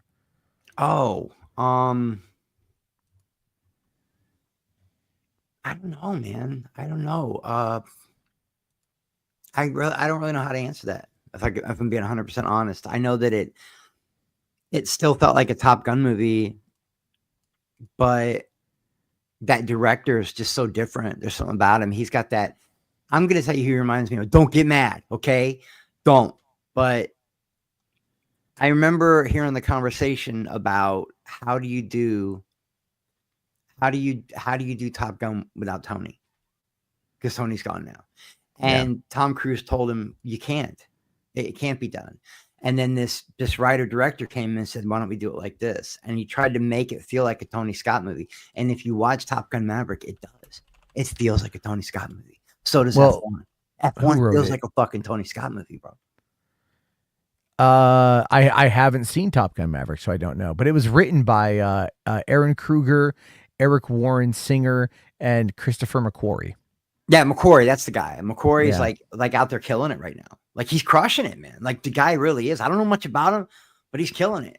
I have not seen the new Mission Impossible yet. I mean, it is a really fat. It's a fat fuck at the Cheesecake Factory bloated movie. It really is, but it's so good, man. And I think the reason they set it up with that 1 hour of like fucking recap is so if you don't want to go watch the other 7 movies, you don't have to. You know, you get everything in there. You get how Rebecca Ferguson died. You get it all. And then you get some really great action scenes. The submarine in the end, we've all talked about it. The submarine sequence and the end on the plane it's peak Tom Cruise. He is the last rock star, him and Denzel. Like, I really believe that, dude. Like, they are the last true rock stars in Hollywood. And when you watch it, Maddie, it's good that you didn't go 3.5 hours in a movie theater. Come on, bro. Yeah, it's just, well, it was hard for me. I'm like, dude, God Superman. Well, I mean, like Superman was like 2 hours and some change. Jurassic World was a little longer than that, but even that, bit, like 220, I think. That's still well outside of like once it got going, Jurassic World started. Yeah, and I agree better. with you. I agree with you. That first 20-30 minutes, you're like, okay, I get it. They're setting it up. But they could have trimmed some scenes. Like, did they really need to have the Altoids? Yeah, I don't know. I don't think the Altoids were necessary. I get why they had it in there, but it's like it's meant to show what hesitation on the behalf of the doctor. But like, there's another scene with that, and it's just meant for like what comedic relief. Like, edit that shit out. It doesn't need to be there, you know. But when it got good, when Jurassic World Rebirth like really started firing on all cylinders, I was really down for it. Yeah, no, you're right, Spherical. There are no pacing issues with Mission Impossible 8. You would think with it being that long, no, there are no pacing issues, but it is a really big fat movie. Yeah. Hold on here. Command Unit says posted a short on Discord about the new animated miniseries by the guy that made Hell's Reach animation called Kill Lupercal. All right, I'll check that out later. I'm trying to not do much with like watching things on streams anymore. I'm so tired of the content claims or like the straight up blocking, you know, happens all the time. Yeah, I know. It's just a bitch. H Bart's here says I'm seeing Superman on Saturday. Can't wait for the Hawk Screech. I'm seeing it Saturday too. I'm going to take Fade. We're going to go see it Saturday. I wanted to go Friday, but Friday was sold out. So here we go. Would I be open to Zach directing a DCU Superman sequel? No. I won't. And here's the reason why. It's not that I don't think Zach could do it. I think Zach could do it. He could, but it would be the Last Jedi of the Supermans. It would feel totally different. It would be too what if. right? Yeah, It would be like, different. what if, Two different styles of directing, man. Yeah, He would tell a totally different story. like, what if they, if they put out, like, I don't know, man. It would just be too. It would be too. It would honestly, it'd be like too painful. To be fair, it'd be like too painful, because you're like, yeah, fine, cool. I'm happy with what we're getting. This is going to be fun, but at the same time, you're like, but I don't know. Yeah, and I'm really interested in the whole. I'm really interested in the scenes with his parents, especially with his father. I want to see these, and I will admit I liked it. I was a bit like the mom and the dad. I liked the mom and the dad. There's a scene at the end. Yeah, I heard the third act's very hopeful. There's like he has a speech or something, and it's like, wow, this is Superman. Like a lot of people are telling me that. So but I can't tell you why. I know. I'll see it Saturday. I can't expound on it a bit more because it's spoiler territory. I don't want to do that. If there's some good stuff there, but it's just like, and I'm a sucker for that shit. I can't help it. Every once in a while, I want that corny. I want that cheese. Every once in a while, I want that. Every once in a while, but the thing, guys, it's not corny. It's not corny. Cringe. It's not corny. It's not cringe. I'm just okay, gonna. Cool. It's not corny or cringe. Cool. Like the very, very, very, very last line in the movie. Like we're talking post credit. The very last line is kind of cringe. Like other than that, it's not cringe. It's not cringe. I don't know if people are calling it cringe. I don't know what the fuck they're watching. I don't get it. Like everybody mute in 5, 4, 3, 2, 1. Does he scream drunk bitch? No, he doesn't scream drunk bitch. Someone else screams bitch, but that's not what we're talking about. No. And even that scene, and even after that scene, that part, something else happens. It's actually kind of nice. Cool. No. I'm talking like the very, very end of the credits. There's this line, and it's not even a bad line, but it's corny. And right? I love Man of Steel. I don't think that'll ever surpass any Superman movie I've ever seen. That's the truth. But we don't always have to have bleak. I want a nice, colorful, campy, hopeful Superman. Well, do you remember that first image of Superman and he's putting his boots on and then behind him there's that shit going on? Yeah. Like that's actually in the movie. Not the boots part, but like that scene. And it's like it's like this is as probably one of the most James Gunn-esque type scenes in that moment. Oh, he goes Guardian on you, huh? No. Okay. Just like the balancing of heartfelt and comedic. Yeah, and that's the only thing I've ever. Now I know people don't like this girl, okay, but I also watched Snarky talk about how much she really enjoyed this movie, but how she felt that James Gunn does not let any serious parts of the movie breathe. Well, but that's also because is that true? But is it true? Yeah, I said that. I said that in my review as well. It is go, right? It moves at a break, but then by the time you get used to the pacing, you're almost like okay, you're like okay, fine. Like there's no like wasted moments in the movie. No, that's not true. There's a couple that maybe I could say go on for a moment or two too long, but like. Not really. It's super quickly edited. I've said since the beginning, whatever I kept saying about James Gunn, he ain't let me down yet. Not once. Yeah. Even the bad stuff I like. So what other people call bad, I think is good. So I'm glad that he pulled it off. And I can't imagine the pressure that a young actor like David Cornsfoot is. I mean, it must be the same pressure that Ben felt, or putting the cape in the cowl. That can't be easy. You're a new act. I mean, like this. I mean, he's not established like the Batman, sparkly vampire guy, and he's not established like Michael Keaton. He's not established like Christopher Reeve. This is a young actor who I've barely seen in anything. You know what I mean? And he's got to put on the emblem. He's got to put on, the blue and red. Like that can't be easy, and it couldn't have been easy. So I agree. I agree with musical. I hope people shut the fuck up and stop bitching about this movie, because there's no way it could have been easy for James Gunn to take on, for all the always self-inserts and the dog, for all that. Oh no, he absolutely self-inserts 100 million %. That's but it's like, how hard must this been actually rebuild. He's rebuilding a universe, and then you got this young kid who's coming in. He's got to be Superman. That fucking can't be easy, man. That's got to be like a lot of pressure, bro. Like I can imagine. The craft service people probably feel like they're under pressure right now. Like, shit, this cheese sandwich better be perfect. Do you understand what I'm saying? Am I making sense? Okay, because I'm kind of going. You do know what I'm saying, though, right? Like, so if there's some parts where it can't breathe, my whole point was, if there's some parts where it's not breathing and it's bang, bang, bang, it's probably because he's got to tell so much to get this thing off the ground that there's really not a lot of room to let certain things breathe. But I agree with you. If a person can get used to the pacing, then you're gonna be like, yeah, okay, I get it. So well, yeah, I mean, it's like because I think part of it too is like adapting to the storytelling. Like, Gunn has to like establish a world that's already been lived in, establish this character as being like, kind of the new kid on the block, even though he's been at it for a couple years. There's the only downside is there's no time with Clark. There's really no time with Clark. There's maybe 3 scenes in the movie. Okay, and that's not really a spoiler. And you've seen those all in the trailer. Wow. All of them you've seen in the trailer. Like legit.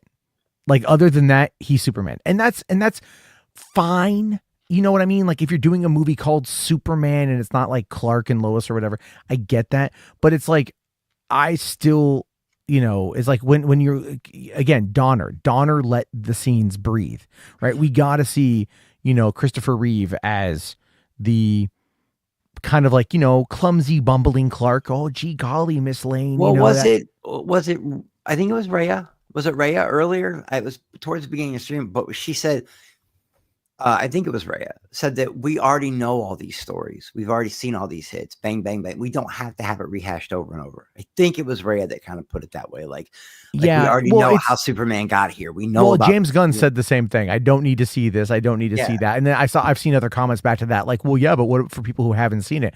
Motherfucker, there's other movies. There's other movies. Go see them or read it. Or just read the book. Or hey, get the Cliff Notes, man. Yeah, get the Cliff Notes. Exactly. There's a ton of YouTube videos. We have too many origin stories. Like that's the truth, man. On Max's stream a few days ago, he said that there were 3 things James Gunn. Did you see the 3 things James Gunn's like? I don't need to see the radioactive spider bite. I don't need to see pearls in an alley and parents getting murdered. And there was one other thing. He's right. Like I agree with him, bro. We've seen it over and over again. We know what made Batman the way he is. We know how Superman got here, and we know why Peter is Spider-Man now. We don't need that same origin story over and over again. You're wasting film. All the people that are complaining they want new stories or they want, they don't want all that shit rehashed, then stop bitching about it.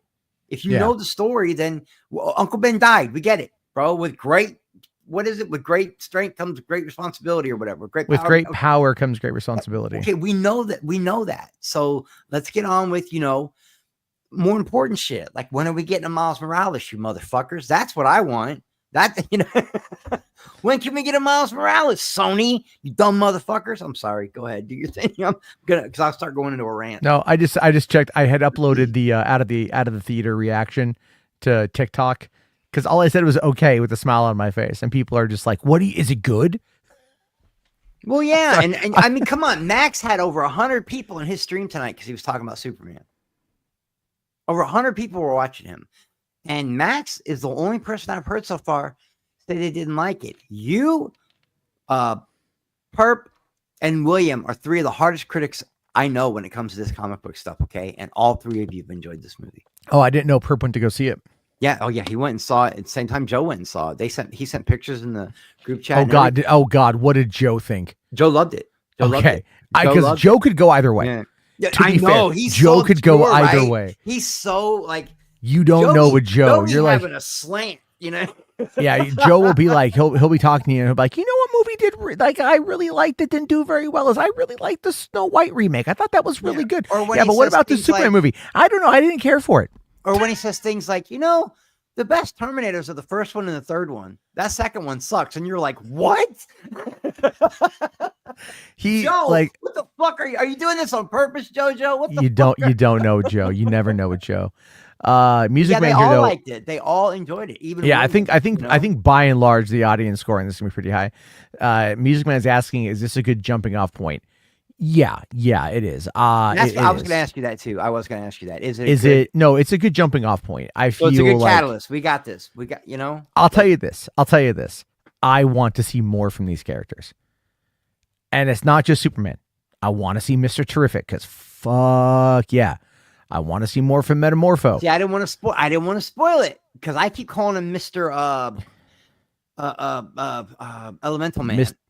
Elemental Man is Metamorpho. Okay. And I like Okay. Anthony Corrigan a lot. And I heard he's in it, and I heard that Mr. Terrific crushes it. Mr. Terrific crushes it. So I'm you happy know, for that and then too. but Guy Gardner crushes it as well. Because Just I don't totally. know a lot about those characters, Maddie. I don't know a No, lot it's about neither those. do I. Neither do I. But it's like, and then Hot Girl, you know, was this again? The only thing I did, she screeches. That's like the only thing I didn't care for. She's Hot Girl. She's supposed to scream. I get Rational. All the DC stuff is free on YouTube right now. All of it. And I just now, for the first time, watched All-Star Superman.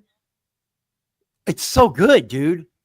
It's different. I watched it. I watched it a while back. Yeah, good, I watched bro. it. I watched that and Injustice. Giving Lois one his night. powers and all that. That's so great, dude. I didn't care for the ending of it. I thought the ending was kind of dumb, but other than that, it was okay. I did enjoy Injustice. I do like, you know, I'm sorry, I like Evil Superman as well. I do too. I do too. But I liked him in the video game. I liked him Drake here says, I want more Lex. Nick Holt was fucking amazing. He was really good. He was really good. Yeah, well, I like that guy. You know, he was solid in the like in what they were going for with like his motivations kind of made more sense. And it's really interesting when you start kind of figuring out what, like when they, you know, when you get to the end. And I liked what he was trying to do with that. You know, and he was because like all the marketing of him was not good. It was just like, oh, Superman's knees and itch. You know what I mean? You're like, come on, goddamn it! And like Sean was like acting, and I like Sean. Just so everybody knows, I fuck with Sean, but I like Sean, and I respect his opinion. I think he has a lot to offer in these discussions. But for him to be like pearl clutching over Guy Gardner giving the middle finger with his powers, like he was like, oh, this is supposed to be for kids. And I don't know if he was trolling or not, Matt. I think he was serious. there is some trolling with that. Again, aimed at the same person that I was trolling largely. Okay, because I was like, Sean O'Rourke, he's a really smart dude, man, and I really like Sean. So I'm like, you're not really offended that Guy Gardner gave the finger with his lantern. What's it called? What is that? A construct? Is that what it's called when you do that? I don't know. A middle finger construct, and he was like legit mad about it, saying James Gunn's gonna it's for kids. He's fucking up, but I couldn't tell if Sean was like kidding or not. But I don't know much about this Guy Gardner character, so if you're saying these side characters, like I don't know much about them, but if they're fun, then I'm in it. What's funny is RJ posted on my review. He's like, Jarbo liking the movie and becoming a fan of crypto was not on my bingo card. No, that would have been the crypto one was. Yeah, I knew you would like the movie. Crypto got me, dude. Crypto got me. It did. But like at first, because once we that get was past, a 50-50 for me. That's why I was like, you know what? I told Dane, you know what? I'm gonna order one for Maddie too. Fuck it. Well, I'm gonna get him this dog. Yeah, like it was kind of like I said earlier. I was hanging out with the corgis today, and I like the corgis. You know, this is not a corgi, obviously. Just so you know, there was 4 of them, Matt. Not 3. There's 4. I know. I thought there. Okay. My sister has like 9 of them. We don't need your daughter. All right, she's at 9 corgis. She only brought a couple down to my dad's. So you know, you never know. Corgis are cool. They're like cute, ugly. They're like pugs. You know, they're just. What do you mean you're cute, ugly? They're just cute in general. Like cute, ugly. Corgis are like, I don't know. They're like. If you took a lab and a weenie dog and put it together, that's they're hairy as fuck, though, man. They're hairy as fuck. But I love all dogs, man. You don't understand. I got a Sharky laying next to me right now. Big furry Chewbacca. That's why I call him Chewy. He looks like a baby Chewbacca. So I'm an animal lover. So, and I had a 50-50 feeling that, you know, I was like, you know what? I'm going to order one for you, one for me. And I'm going to get Maddie one too, man. Because even if he hates this dog, he'll have to keep it because it's a gift. But you ended up liking the dog, and I kind of knew you would. Something told me. I wouldn't have bet on it. I wouldn't have bet on it though. What got me so as I'm watching the movie, I'm kind of listening for like the audience's reaction to a lot of the stuff, right? And the stuff you've seen, like in the like I said, the opening of the movie was what we saw in front of Minecraft. You know, so like all that stuff. So like people had already seen. You can tell that this is a fan screening, so people spending the money to go. You know, like they're obviously already going to be invested, meaning they're going to watch the marketing. So like in the opening of that, when you had like crypto jumping on Superman, it like no one was laughing. Except like maybe like one or two people, right? But like packed house, like really no one was laughing because they'd already seen this like so many times. And it wasn't really like as it started to progress and we got more of some of those scenes and more context. I was like, okay, it's getting better, it's getting better, it's getting better. And then like, but then I'm also like thinking about the leaks in my head, and I'm like, okay, so like, is that real? And then like, that's real. But now I have context. Yeah. It's not as bad with context, right? Or Well, it's not can we bad at just all. give a quick shout out real quick? Because I look, I know Nathan Fillion's been in video games. I know he's been on TV. He's been in a couple movies. But for them to do what they did and put him in a huge movie like this, man, big ups for Nathan. It's about time he got his flowers, you know what I'm saying? And was in a very big movie. And this is a big movie because I like Nathan. I've always liked Nathan, and he doesn't even look like Nathan Fillion. You know what I mean? Like they did so good with him. You know what I mean? Like I want to say they put like a nose on him. They put a yeah, I think they did it all. The bad hair, and I don't know much about this Guy Gardner guy, but I think it's great that they took Nathan Fillion, who has always been my Green Lantern, in the animated ones. He's always been my favorite. And then they threw him in, a Guy Gardner role. So at least they gave him a Green Lantern role. Not to get too sidetracked, but my favorite run of the Green Lantern in the comic books, believe it or not, Ethan Van Sciver. How the mighty have fallen, bro. We don't say his name here. No, but how he listens. I don't know. Amazing fucking artist, bro. He's a fucking amazing artist. And I don't know. I distance myself from him. Like, nope, I don't want to be part of this movie. But I'm just saying, he's my favorite run because he's just such a good artist. It's too bad. I hate it when the mighty fall. I guess is all I'm saying. But I always, when I read his comics, I always hear Nathan Fillion's voice in my head. Does that make sense?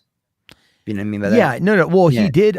He voiced the character in the second Green Lantern animated film. It's Emerald Knight. Bro. Emerald Knight, because there was. I haven't seen Emerald Knight. I saw First Flight, and First Flight was fucking awesome. First Flight's great, but Emerald Knights is a anthology story about all the other Green Lanterns that he's telling this young girl who just became a Lantern before they go to war with this like demon from a sun or something. But it all comes together in the end. They have a fight, and it's really good. That's where I found that there was a Green Lantern that was a planet, a whole fucking planet, bro. Mogu or Mogo or something. A whole planet is a Green Lantern. A whole planet, bro. I mean, that's getting into is that some Silver Age shit? I don't know. I just remember thinking that's one of the coolest stories ever, man. This greatest warrior of all time goes to that planet to fight the Green Lantern because it's the only thing he's never beat, and then he goes crazy because he can't find him, and it turns out the whole fucking planet is a Green Lantern. It's really, and it's free on all the DC animated stuff is free right now on YouTube, all of it. Yeah, that's what people are saying. Stuff there. I mean, there is stuff there worth watching. Absolutely. I feel like there's a lot of good stuff, DC animated stuff wise. And it's like, look, this, like, does this movie have like the animated film, like a cartoon vibe to it? I don't think it's cartoony. I feel like the stuff they showed us made it look like an Acme cartoon in many ways. Stuff I was looking at looked kind of like an Acme cartoon. Well, I will agree, Maddie. The marketing was just weird to me. It really was, man. And then I thought they had shot themselves good in the foot when I know he didn't mean it that way. I know what he meant. I think he meant bots and stuff like that. But when he cracked that Indian comment last week, yeah, I was like, whoa, you did not.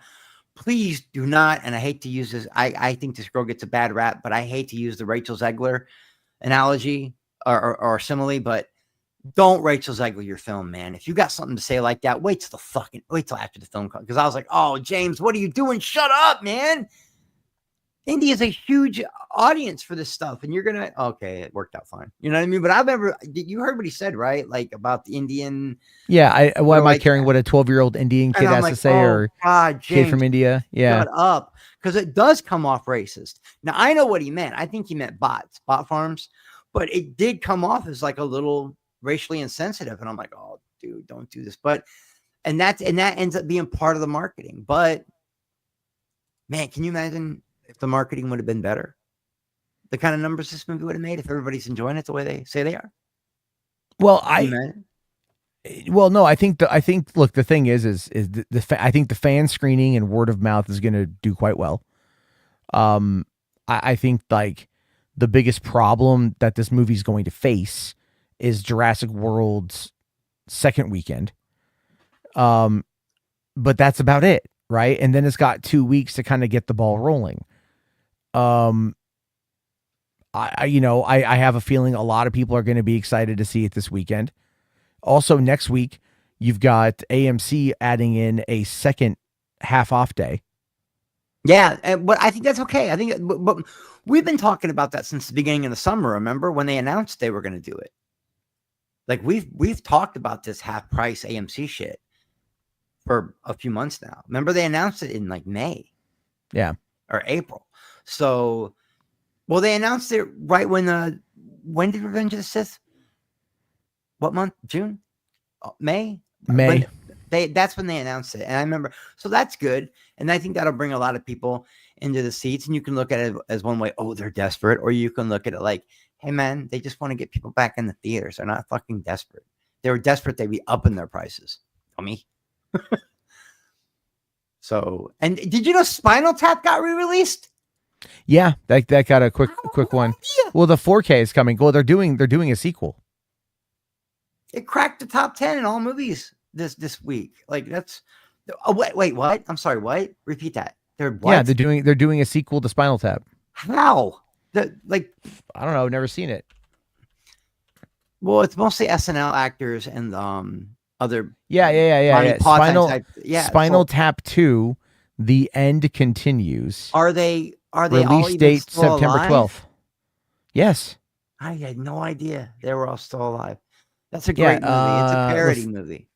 Yeah, it's they just released a first clip from it from a couple days ago.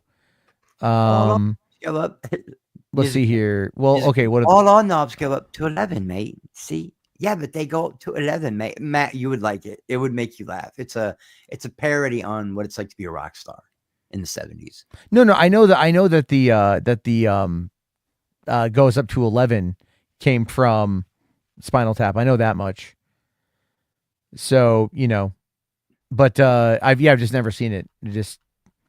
I'll give it a watch because I mean, it's Rob Reiner and that guy has never made a movie that I don't like. I wish I could think of all his movies. Try to tell me a bad Rob Reiner movie. I name them and I could probably. I'm gonna tell you. Okay, fine. I'll look this up. Give me a list. Yeah.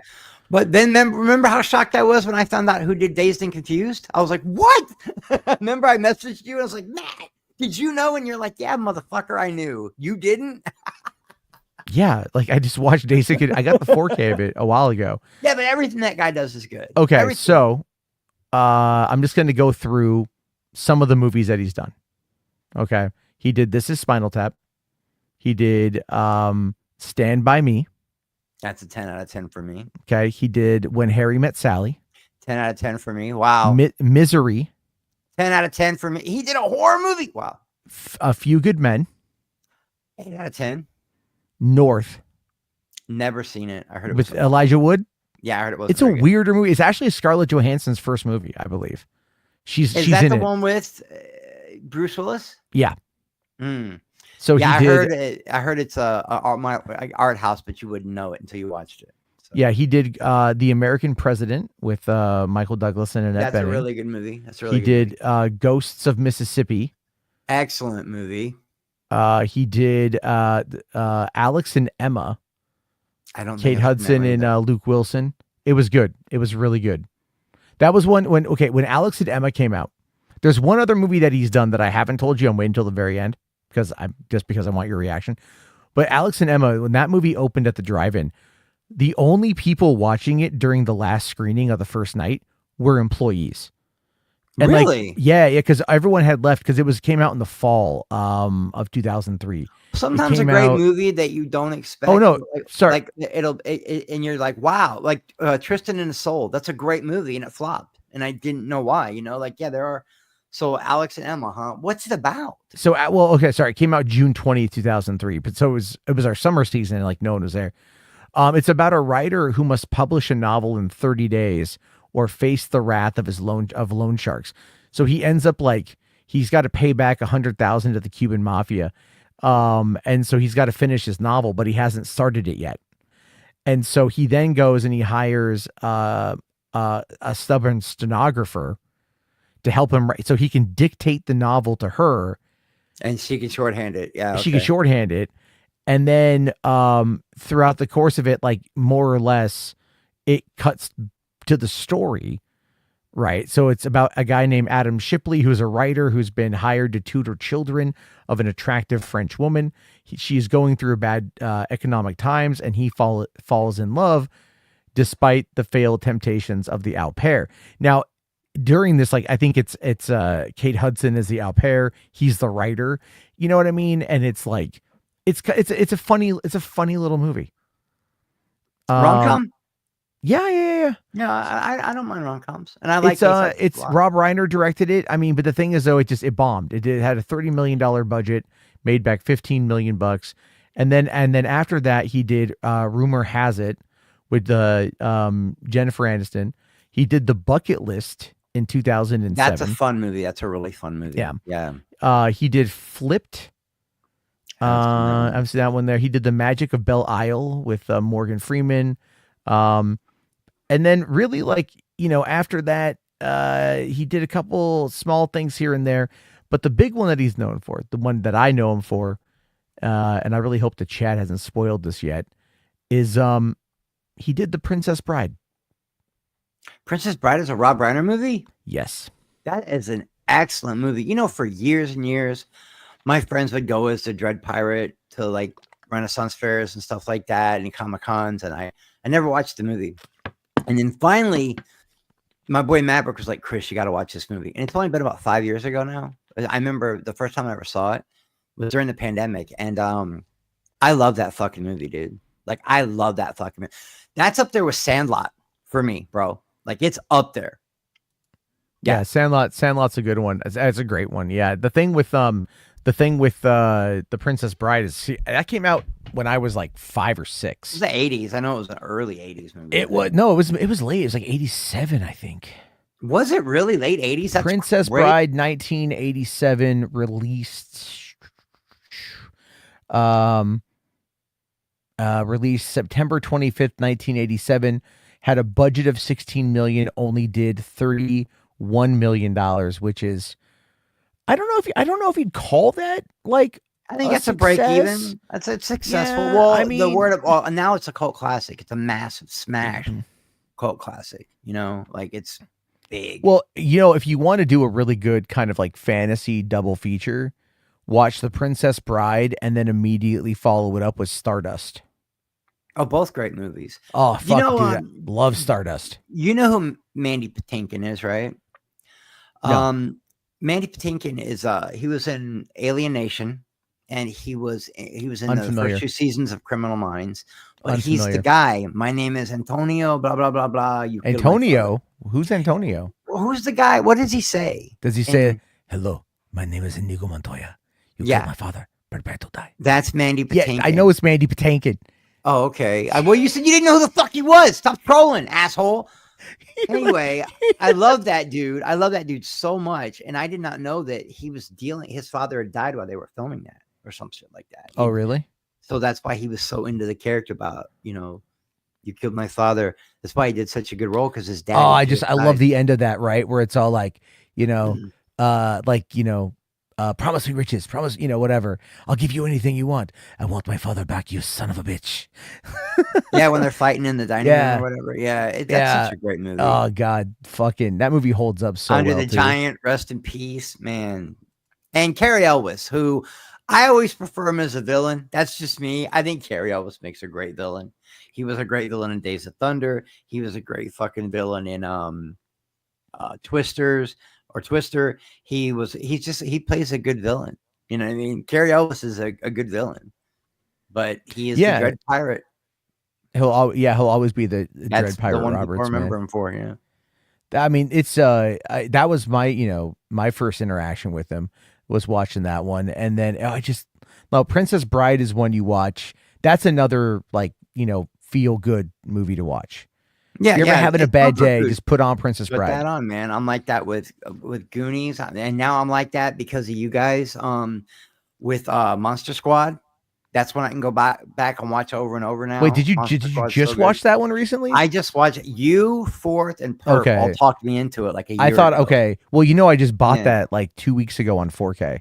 and it's so good because I Such remember a Fourth kept talking about, oh, Chris, you don't even know at the end when she throws the dollar franc, it gets me every time, and I'm like, what the fuck are you talking about? So then I watched it, and when the little girl throws the dollar franc, I get it. You know what I mean? I get it, man. I'm like, wow, this is such a good movie. Now, and I don't think I know, Maddie, you're one of those people, you're either a Monster Squad guy or a Goonies guy. You can be both. no. I'm both. I look. Okay. Are they structurally the same film? In many ways, In yes. many ways, yes. But I mean, for me, I would argue I've seen Monster Squad more than I've seen Goonies. Like Monster Squad was just that one, where it's like The werewolf is so cool. Like, the it's just a werewolf cool is movie. cool. It's Like such a it's cool just the movie, dude.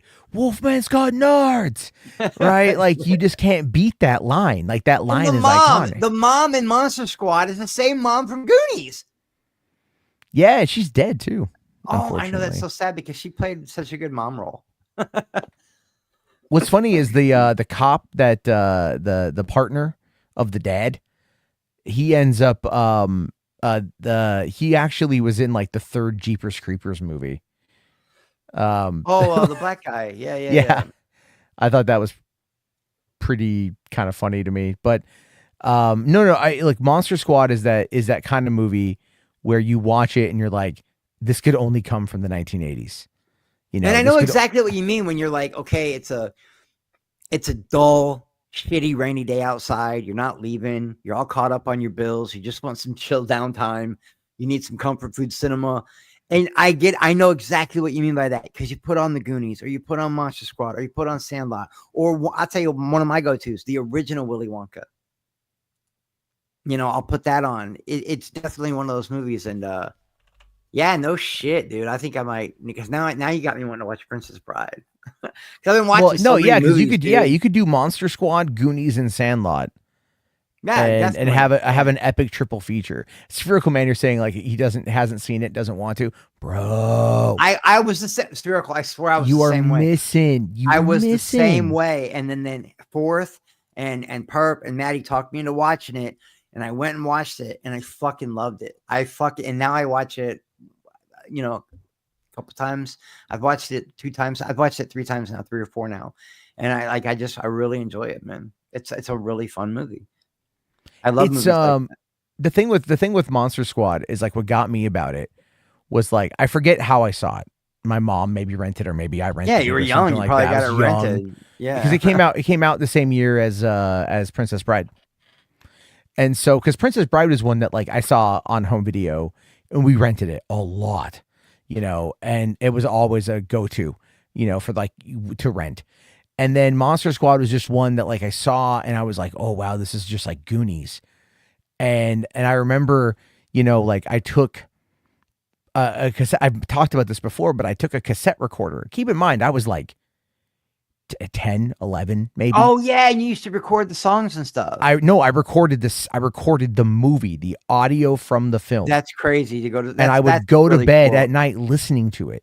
I did that with Transformers.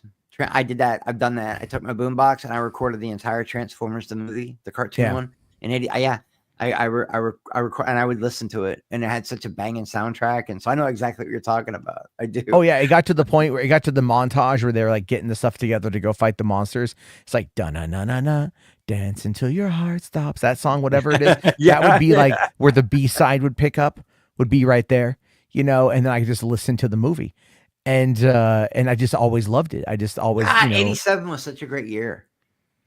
Oh yeah, RoboCop was that year too. I think we got Lost Boys that year. Was it Lost Boys? I think RoboCop 86. No, we got Predator in 87. We got Lost Boys in 87. 87 was a big year, man. 87 was a big year. Yeah, I think we got Lost Boys, Predator, Princess Bride. Was RoboCop 87? I guess RoboCop was Yeah, 86. RoboCop was 87.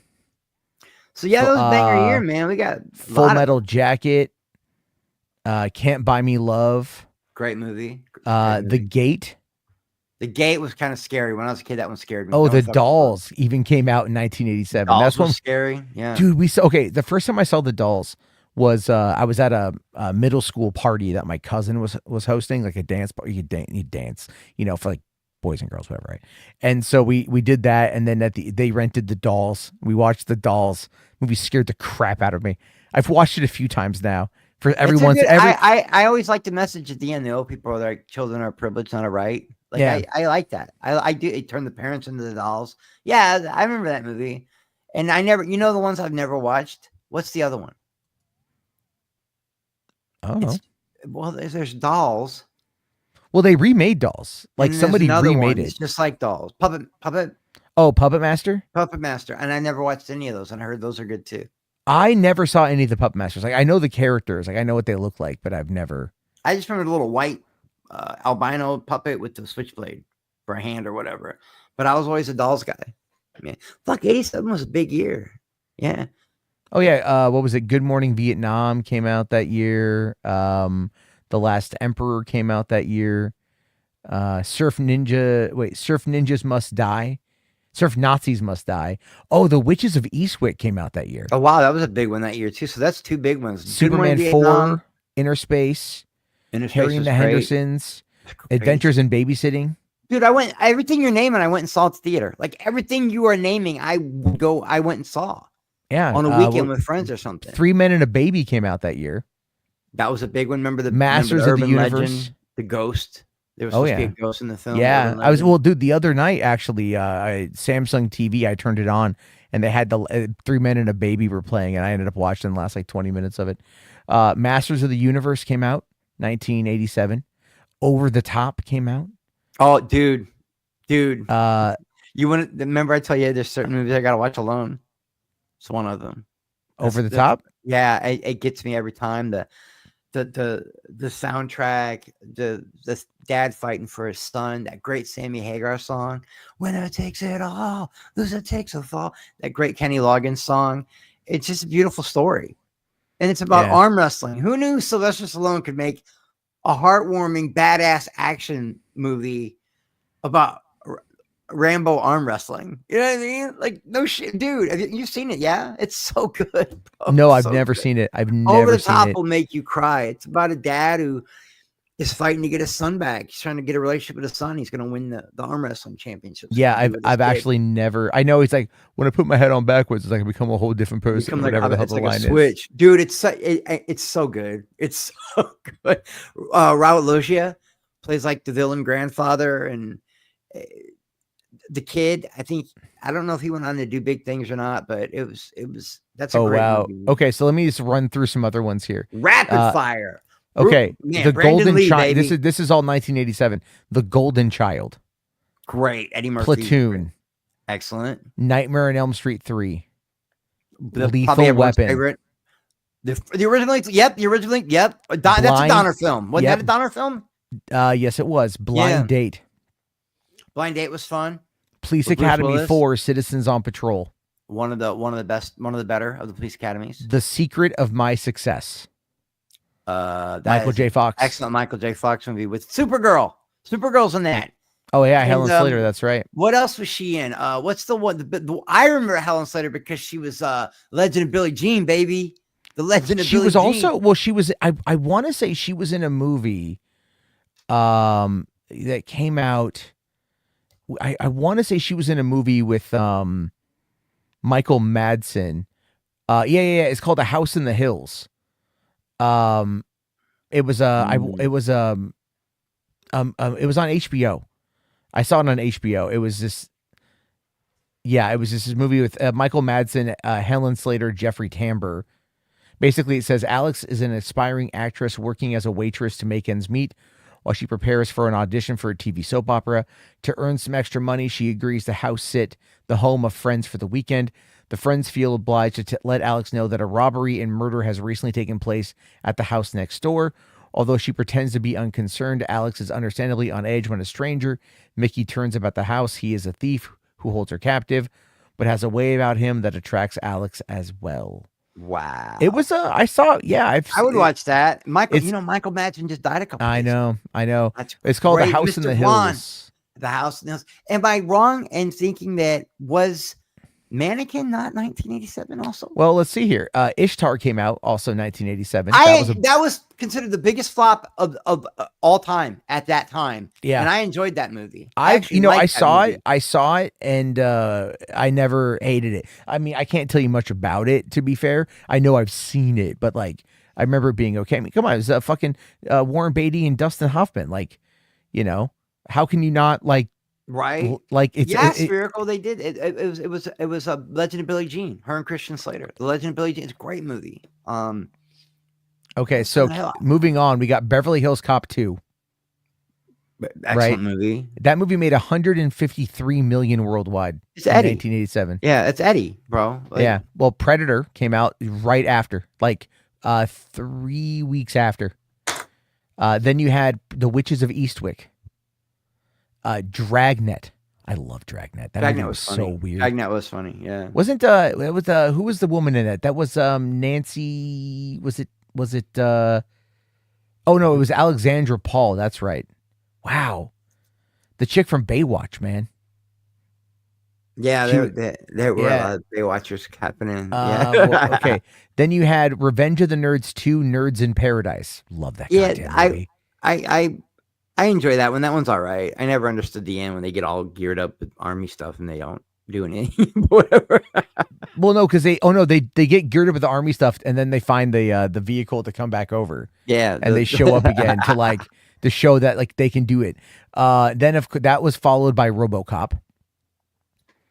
That was July of 87. Then The Living Daylights. Yep, I think Timothy Dalton is one of the most underrated James Bonds ever. But who was the villain in The Living Daylights? Was that The Living Daylights? The villain was it Art Malik? Let's see.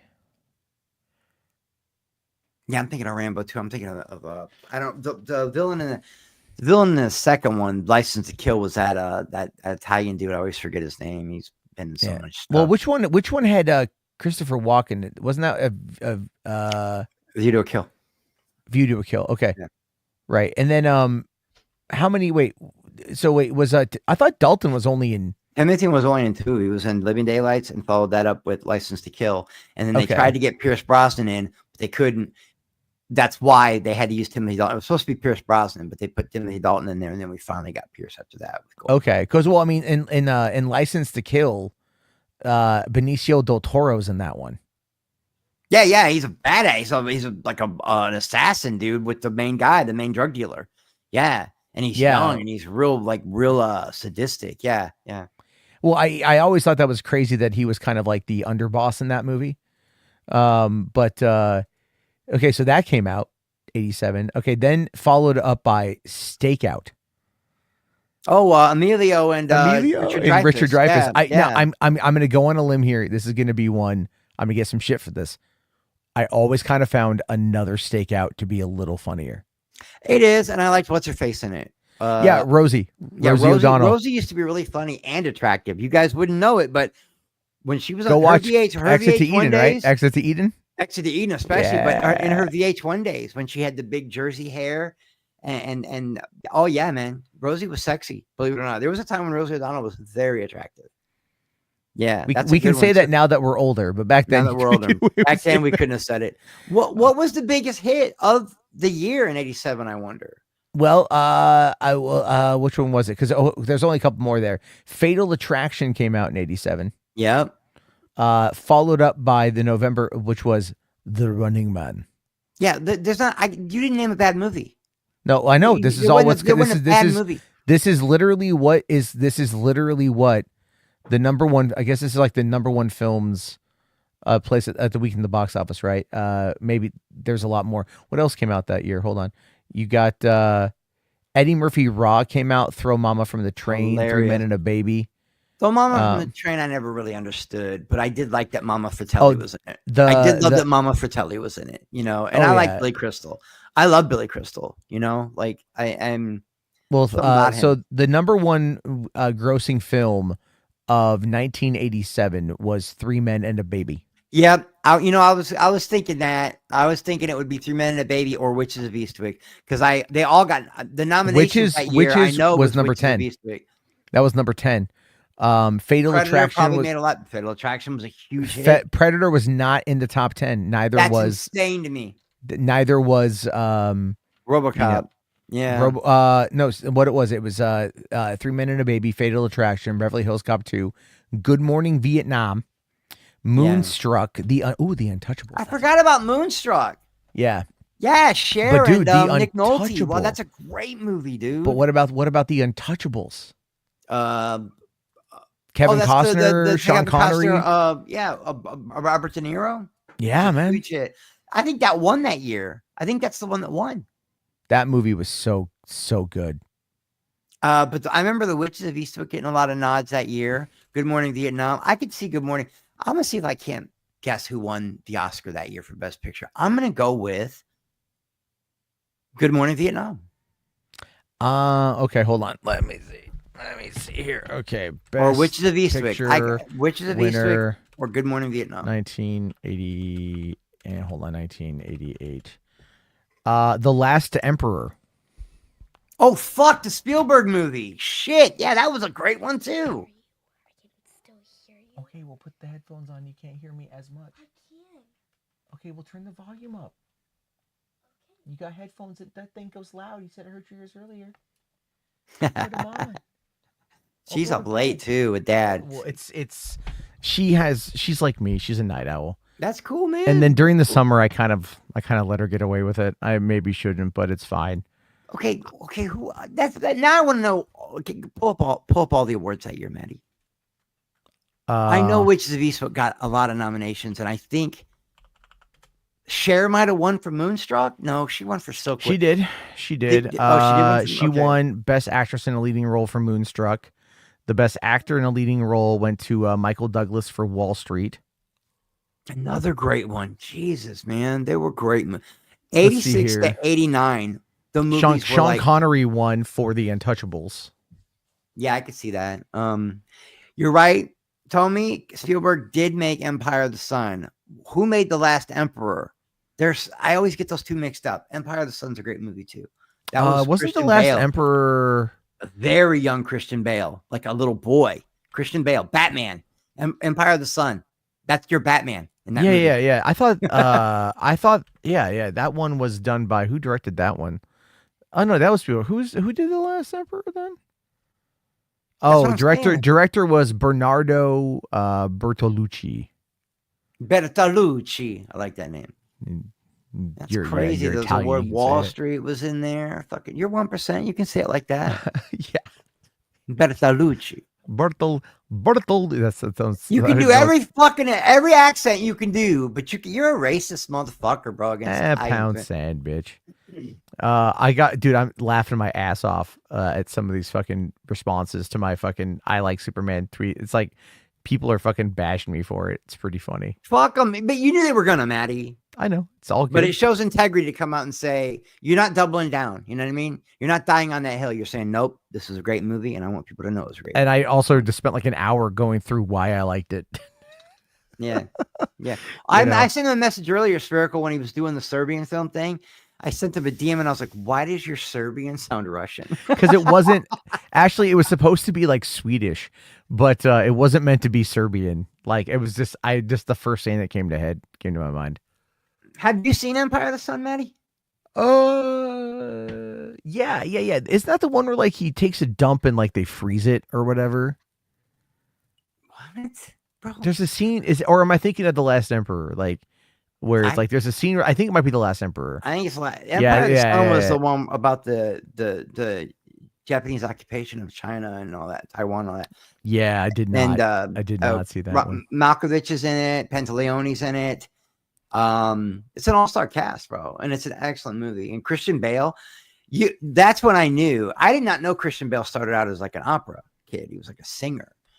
But he killed it in that fucking movie. And later on, he becomes Batman. That is Matt has a frozen scat fetish. I have a frozen. The fact that he knows what the fuck scat is. Oh my god. Wait, shut up, RJ. Don't come in here now, RJ. We've been waiting for you for a fucking 2 hours. I literally said I was going live. Like, we literally told you. There, yeah, I sent him a link. But I literally said that I was going live. So hold on. Azteca here says the Superman movie is crazy. All the people you thought were gonna like it gave it a 6 out of 10, and all the folks that we thought would dislike it loved it. Bizarro World. I think more people liked it than not. I think. Hey, what's up, RJ? Hey, what's up? No, sorry, I was busy doing. Well, I don't want to drag the mood down, but I did want to. Yeah. Why would you drag the mood down? Yeah, we're not talking. We're just talking about the films from 1987 and Superman. And, no, I know. I was frozen shit. I was writing something up because I wanted to. I don't know if you guys saw, but there was that Texas flood tragedy that happened. Yeah, no, that's horrible. Did they find the? Did they find the baby? Well, I wanted to just I talked about this a few days ago, but one of the victims of it was an 8-year-old girl by the name of Sarah Marsh. She was the daughter of a family friend of ours. Oh, yeah, that shit's horrible, dude. That's terrible, man. That's really bad. Yeah, and so sorry. Yes, I was. The reason that's how flash floods work, guys. I don't know how it is in the Pacific Northwest or in Alabama, but I'm telling you, in the Midwest, them rivers in a half an hour, they'll take out everything. And even my daughter was messaging me going, Dad, and I'm telling you, RJ, you're not a dad yet. Let me tell you something. When you find out it was a bunch of girls, me and Maddie are dads, and we have daughters. It just hits different, bro. Well, it was awful because she was. I can't imagine anything happening to one of my kids. Jesus Well, Christ. the thing is, Chris, it's just really sad about it is that Sarah went off to camp and Mom wasn't there. Wait, what? What do you mean? She went to camp. She died away from her family. She died alone. Oh, okay, yeah, that. Sorry, I thought, yeah. That's the worst. Well, I mean, when you go to camp, that's kind of. No, I don't know. What I'm saying though is just like the reason why I was busy is because I was doing some research on stuff, and I was gonna looking up some charity stuff because I wanted to at least share out some links. Oh yeah, I've donated to 2 of them already. Yeah, and so did my kid, because my kid was even messaging me like, Dad, she was like, Dad, did you see this? And I'm like, yeah, it's heartbreaking. It's very heartbreaking. I haven't been this bummed out, guys. I have not been this bummed out since the last time I was just bummed out over people I don't even know was Sandy Hook. That's the last time I was just bummed out, because there's just something about when you hear about babies dying, it fucks you up. It will. Yeah, I mean, it's why I always hate Alex Jones. Fuck you, die slow, you piece of shit. I fucking hate you. Damn. You know, I hate Alex Jones. Fucking die slow, man. Wow. I hope you get AIDS, motherfucker.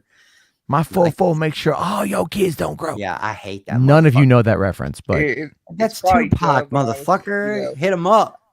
I was thinking, well, all this stuff. First off, fuck you, click, and the bitch. Okay, hold on. Let RJ. Hold on. RJ's trying to get through something like profoundly. No, I was just saying, like, it's probably dumb, but I figured if I get all this attention, like, I might as well, like. No, RJ, that's great. That's great fine. Yeah, thinking. That's what are you talking about? That's why we love you. That's exactly why we love you, because you think outside the box. I'll just be honest. Like this whole week, like it's been happy, but like that's been weighing on me. My dad's really torn up about it because he was really close with she was a doctor, and he's it's really fucking checked her in for checkups, and stuff. It's just it's been tough this past. Have they got a toll yet? I mean, I know it was over like 100 something. Jesus fuck, over flooding, bro. Flooding. We average 11, Maddie. We average 11 tornadoes a year where I'm at, and we don't get that many deaths from all the storms put together. Well, yeah, I mean, you can't. Yeah, the flash flood stuff is just you can't. It comes on in quick. I mean, it rose up how many feet in like 26 feet in like 2 hours? 20 feet in 2 hours. Yeah, you can't control that. Like, no matter how much warning, like I know people want to make it political. There was nothing they could do. I There's look nothing that at can be as done. much as I'm not a Trumper or anything, I'm like, come on, that's just a tragedy. Exactly. There's You no- know, I mean, there's you- no I point mean, of politicizing Like, it. we All can the blame weather we can experts- blame a lot of shit on that fucking idiot. We really can, but you can't blame a river rising because of a fucking thunderstorm. Yeah, in all Texas. the You all the can't. weather experts have said like there's nothing more that they could have done. I Yeah. mean, it's just terrible situation. It's because I saw a picture of one of the kids, and she looked a lot like mine. Yeah, or the And little I was girl like, hanging on the tree. "Fuck," you know, as I saw that, I'm just like, ah, man, I just feel so bad for those people. You know, Because you it's- think about the parents, because we're parents, and we think about Jesus Christ. I think there's only a couple. A mom and dad can die, a brother can die, a woman, your girlfriend can die, your wife can die. They're all things that you could maybe recover from. The loss of a child is just Yeah. something I don't think any father really I ever mean, recovers from. what fucked me up is just like those kids died like without their parents being Yeah, there. no, that's the sad part about it, RJ. That's the part that is like the scare. I mean, they were going to have a happy Camp. camping It was a trip, summer and camp, then yeah. and then they died, and they died alone, and that's horrible. That's fucking horrible, dude. That's horrible. It's horrible. I can't even wrap my mind around it, man, because I'll start getting visuals in my head like I can't do it. I can't do it, man. Yeah. Sorry, I'm off my meds a little bit too, so that's probably why I'm fucking. What kind of fucked up meds are right you now. on, crackhead? But anyway, movies. Yeah, RJ. Yeah, I'm fuck yeah. No, I'm with him, man. That's sad. We know it's sad. It's so sad we Yeah, can't it's even just- talk it's about just it without fucking me up a cracking, little because I'll bit. crack. Anytime I think about babies dying, man, I'll crack. And so Superman, did you like it? What'd you think of the middle finger? Guy Gardner, what'd you think, bro? No See spoilers the though. movie yet, 'Cause- Chris? No, I'm gonna see it Saturday, but I already had my friend Scott went and Oh, saw you're it waiting earlier. like He gave me all the a long spoilers. time, man. You're risky. You're being risky. No, I already know the spoilers. there's nothing to spoil though with this There's movie. really- There's yeah. like two. There's like two things. There's like, I mean, outside of like that one dramatic moment that Well, Kinda maybe feel- three. There's maybe like three things. there's Well, one moment though that caught me off guard, and I was like, oh, I was not expecting it to go there. I'm not going to say what it is, but I think you have an idea, RJ. I think everybody knew, Yeah. Natty. I'll just say, look, raccoon, bro. Everyone knew. Everyone knew. What? Oh, about crypto? Yeah, yeah. No, Rocket Raccoon. Everyone knew. Like that spoiler got dropped months ago. No, well, no. It's not that. There's just this. I can't say. I don't want to say what it is because you haven't seen it, and people here haven't seen it, or whatever. So No, I know there's- main spoilers, but the deliveries or certain lines. Yeah, no, Scott didn't go that deep into. But I know, and I'm still gonna go see it. And I'll probably go see it twice. I mean, I'm taking me and Thade Saturday, and I'll probably go see that half price again on Tuesday, just so I can see anything I didn't miss. And I'm just really glad that for the most part, with the exception of Ski Walker, the fucking hand job over there trying to like create new narratives and shit, fucking pieces of shit. Like that dude's such a fucking piece of shit. But I'm glad that I've been saying all I really want is for all my friends to finally get the Superman they want, and it kind of feels like everybody got. It's not the Superman I want because I want Cavill. That's what I want. it's the Superman we need, though. Not Yeah. even well. I yeah, want Henry we Cavill, even though he's too we old to play do- Superman. You know, we made do- national news saying that shit. Now you want Cavill back? Fuck's the matter with you? No. I said I've always felt that they underutilized him. For me, perfect world scenario. We get Man of Steel 2, we get all that shit. It's perfect world. But we're not in that world anymore. And we haven't been forever. And I've been saying that forever. My whole thing is looking at this movie. It delivered on what it promised. It gave me it was a movie that like it took it. I'm trying to like the best way to describe it. It was a solid launching pad for Yeah, you said what it was a needed. catalyst for the DC. Yeah, for what needs to happen. It gave us good characters and characters you want to spend more time with. And I think if you're building out a universe, that's really all you can ask for. The only thing I would have liked is having more of like, okay, what are we doing and what's coming down the pipeline? Dark Side. I thought about that actually as I'm watching the final battle scene in this movie, and I'm just like, I don't know if I could see this Superman fighting Darkseid. Hey man, it's Superman. He's gonna have to face him someday. It's coming. Brainiac Maybe. coming. They're Well, all it coming. depends on what kind of dark side you get too, because I mean, it could work. I honestly, without getting into spoilers, we'll talk about it whenever we do spoilers. But I feel like Peacemaker season 2 might give us more hints about what this is going. Gee, I wonder why. I'm not. Well, gonna... you got Frank Grillo in there. I know that. Well, I no, know no, Frank because Grillo. Yeah. Frank there's Grillo. Yeah, something Frank Grillo. there's a technology that Lex Luthor uses in this movie that is also going to be apparently in Peacemaker season 2. They've already said.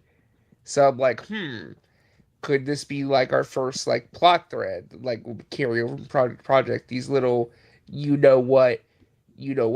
Now, RJ, I know you were excited about that. You've been excited about this since they announced it 2 fucking years ago. I know, or a year and a half ago. I know you're excited. But so this isn't lip service. You really loved this movie. Yeah, I really liked it. Okay. All right. I want to make sure. They didn't give you any because me and Maddie were talking about, people being wined and dined and seduced and, call girls all up in your ear. Tell everybody you like this movie. Did that happen? Did you meet Tom Welling, motherfucker? This weekend.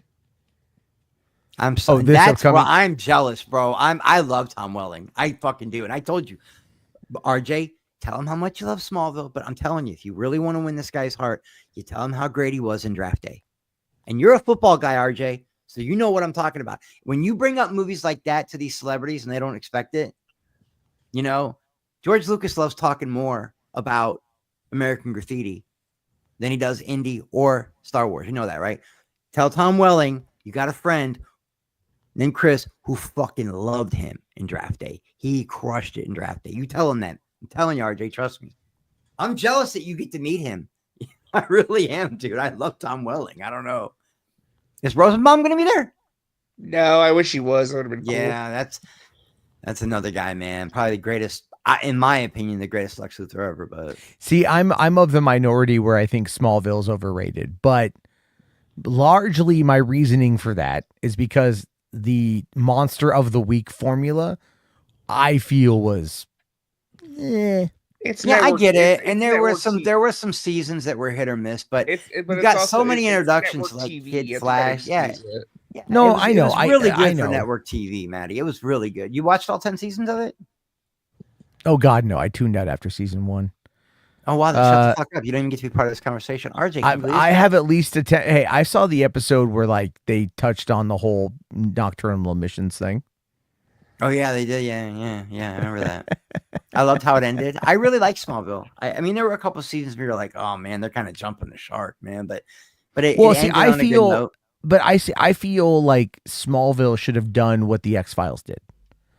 And I don't know because Smallville went on for a long time, So I'm like, X-Files, if you recall, would put out arcs of their story arcs in their own separate collections. They had a Monster of the Week too, though, but they had a backstory going on at the same time. Yeah, there was Monster of the Week, but it was like it was like leading into something, right? And it was just so you could watch an individual episode. Too, Maddie. Well, he had that constant battle with Lex, and because him and Lex started out as best friends. Yeah, I know. But what I'm saying is find a way to give us an arc of over the seasons if they're getting, because they're going to do callbacks and references and stuff. But that's also the thing too. It's one of the reasons why I have trouble with network television. Yeah. I don't really watch too much of it anymore, but I got my guilty pleasures. Or Criminal Minds was one. Grey's Anatomy, believe it or not, was one. Buffy and Angel. I love Sons of Anarchy. You have those ones that that are network, but they push it to the edge like HBO would.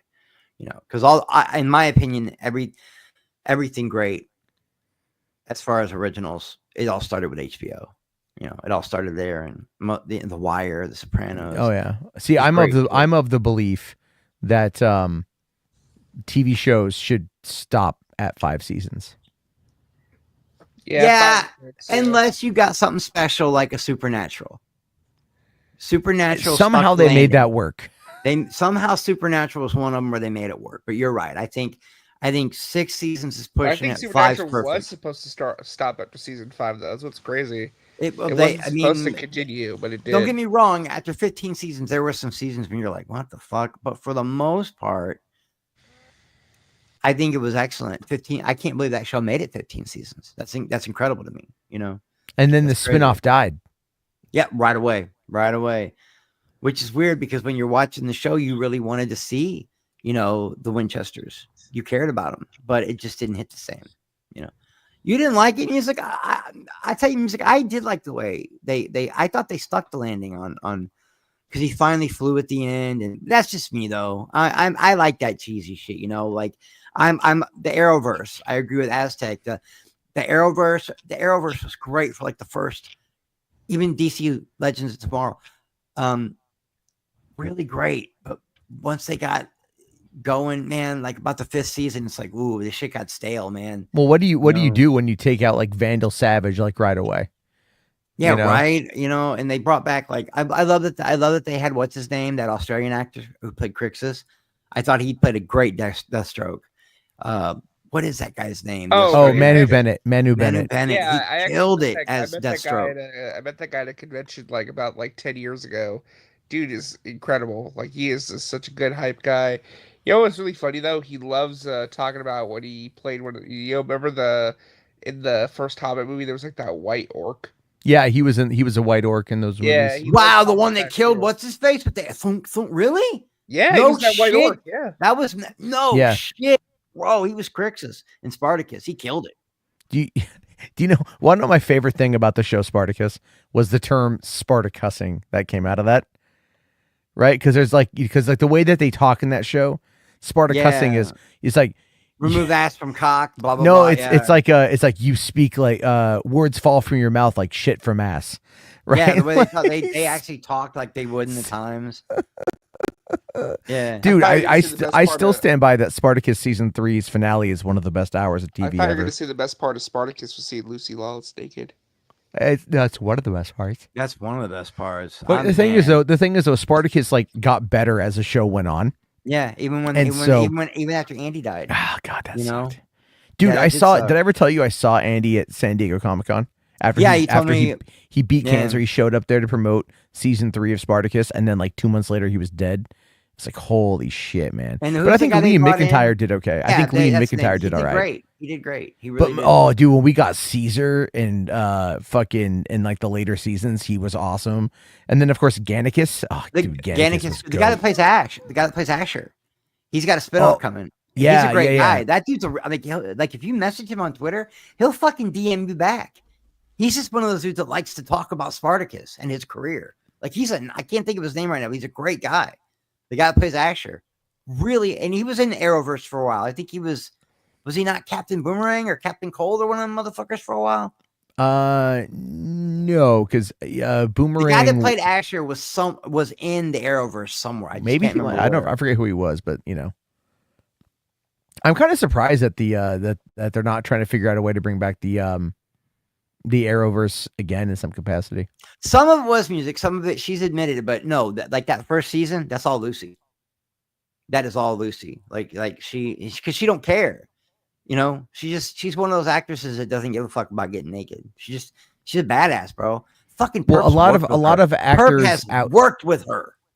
A lot of actors outside of the U.S. have no problem with that because it's just part of life there. Command Unit here for 2. Thank you, says. I think you will like Smallville later seasons.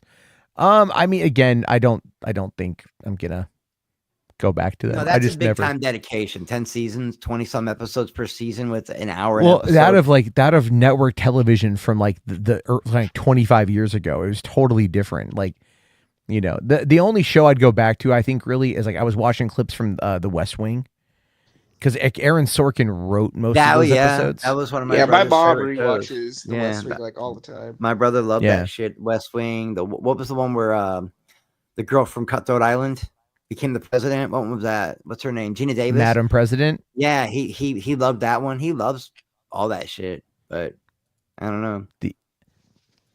I loved watching Hercules. No, Aztec. That was cheesy TV, but it was good TV. That whole thing they had going with Xena and Hercules, and then they goddamn Kevin Sorbo. The Bandit show. Yeah, man. I mean, he's gonna those be were there, good shows. Too, by the way, he was like a Kevin Sorbo's gonna be there. Last minute announcement, and he's gonna come in there and try to make y'all become Republicans and tell you about believing in Jesus and that. You know who else is going? By the way, last minute announcement. Randy Quaid. Hey, man, Crazy Batshit Randy. Tell him, insane. hey, he saved us all, okay, from the aliens. That dude's Up yours. Yo, He saved us all. you guys know Randy Quaid's insane though, right? Like he's No, he's crazy. He remember he was on a lot of drugs when that happened, but I do remember him saying that he thought that there was a Hollywood hit list and they were getting they were trying to kill murdered. him. Michael Hutchinson and he brought in Brian what's his name Fast and Furious guy. Paul Walker? Paul Walker. He brought him into it. Randy's a little bit crazy, but he's a Quaid, man. We love the Quaids. Dennis is my favorite though. All right, I'm gonna let you guys talk Superman for a little bit. Go take my insulin, all that good shit. You got to start winding it down too a little bit. Winding it down. So I love you guys. Be good. Thanks for having me on. I always have fun, Maddie. Always. I'm glad you're back for at least a little while. Oh, well, I'm just doing this. I don't know. Yeah, I'm glad you like the movie.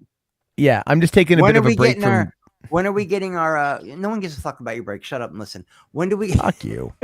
When do we get our patio on? Do I gotta fucking pay you, man, to do a goddamn patio on Point Break? That's what I'm gonna do. I'm gonna fucking pay you. Then you're gonna have to do it. Anyway, I love you guys. Be good. Why do you think I'm holding out? Jeez.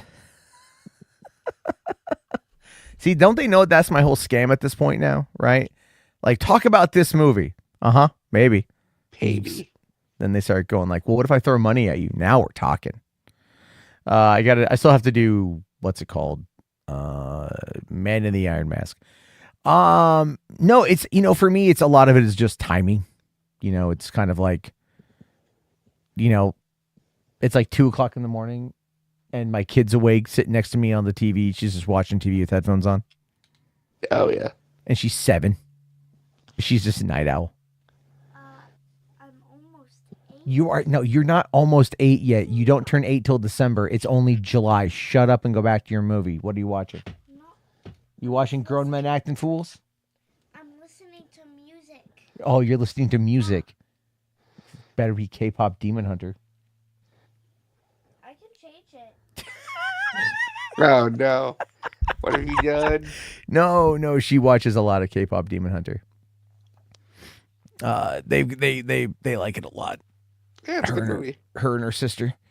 But no, man. So yeah, were you really surprised that I liked Superman? Yeah, I was actually betting money if you and Sean O'Rourke would actually like it or not. Well, Sean, I don't know. I can't speak to that. I don't think Sean's gonna like it. I think Sean might go, it's okay. I think that's the best you're gonna get out of Sean. Because I said in my at a theater reaction, I was like, okay, right. And then people were just like say more, and I'm just like, can you not like look at the smile forming on my face? But also click on my YouTube channel. I didn't say that at all. You should actually no, you didn't hear. You weren't here in the beginning. You know why that was only 20 seconds? Why? My phone had 5% battery power. Oh, yeah. And I plugged it into my car, and like I let it sit there for a minute, and it just wasn't charging. I might need to get a new cable because I'm just like, it was barely charging, and I'm like, all right, I got to go and do this, and then but that's why. Did you send Donovan all the spoilers? No, I should. Yeah. I figured out, like, the thing is, I don't know what to spoil. I know how I want to do it. It's mean, but I know how I want to do it. And I don't know what to spoil. Because there's really nothing there to spoil. There's like 3 things you could spoil. I mean, there's like the cameos. But even those are like, there's the I guess second act reveal. Okay. There's the unmasking. Yeah. Well, with that one, I'm sure he knows all these things. He probably does. I mean, there's no way to like not know about them. That's the whole point, right? Is like, that's the thing with this movie. There's like everything, and it's not that it really matters, because none of it matters. Like, I think it's like, this really isn't a movie you can really ruin for yourself. No, you really can't. Like, you really can't. More so about like the story, just like the vibes. It's not even really it's not like, I'll go back to BVS here just as a comparison, but like BVS having all of that cut out left the movie feeling incomplete. Nothing about this movie feels incomplete. Like what it actually really, you want it to kind of go on a little longer. Well, yeah, that was my main criticism. Like the one thing I would say, I was like, I wish this would have been done better. Is that I do feel like the movie is very fast paced. There's really just a couple scenes where like it slows down to let stuff breathe, like let the conversation, like let the characters talk to each other. But I felt like this movie would have benefited if it was like 10 to 20 minutes longer. Yeah, and I think I said that in my review too. It's just like you make it a little bit longer. Which to me, I think that it probably was. They probably trimmed some stuff down. They did. They trimmed out 10 minutes. I'm hoping for an extended cut. Part of it though is like there's that one emotional scene, like middle of the movie, and there's that thing happening in the background, right? And it's like, I love that. That was a really funny scene. Because but if you look at it, you're just, again, it is, what would you say, Family Guy it? No, I said I love that scene because it was just so funny. It's just like, they got it. Yeah, but it's also kind of like, it's just like, also it's done for jokes. Like that scene, and it didn't bother me. I liked the emotional rawness of that scene, what they were going for, but then it's just like you kept looking in the background. And it's just like there was like what felt. I can't say what it is because I just don't want to spoil it. But it's I just moments like that. But then again, like the moment in. Cut out. Did I cut out? It's happening. Oh, there you go. Okay, it's like but again, like the character moments. Like I don't know if you listened to the whole review. I said it here too, but I was talking about how like Lois hides, like, each character, like Clark, Superman has his, his heart on his sleeve and also his optimism on his sleeve. Right. Mm. And so it's like people love him and people like him, you know what I mean? And then you've got Lois, who is like defensive on the love part because she doesn't want to get hurt, obviously. And then you've got... But she also isn't really sure. She's like, well... Yeah, well, she says, well, no, because there's a line where she says she's not a relationship person. And that has a lot to do with job ambition, right? It's like a lot of the job ambition stuff is that. And but I mean, is if you apply that to like to Lex, and Lex is, his heart is also covered, but that's by ego.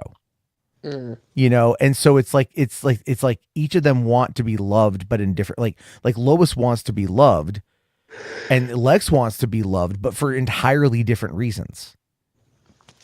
Right? Like Lex wants that love and that adoration that only these metahumans can get, sort of thing.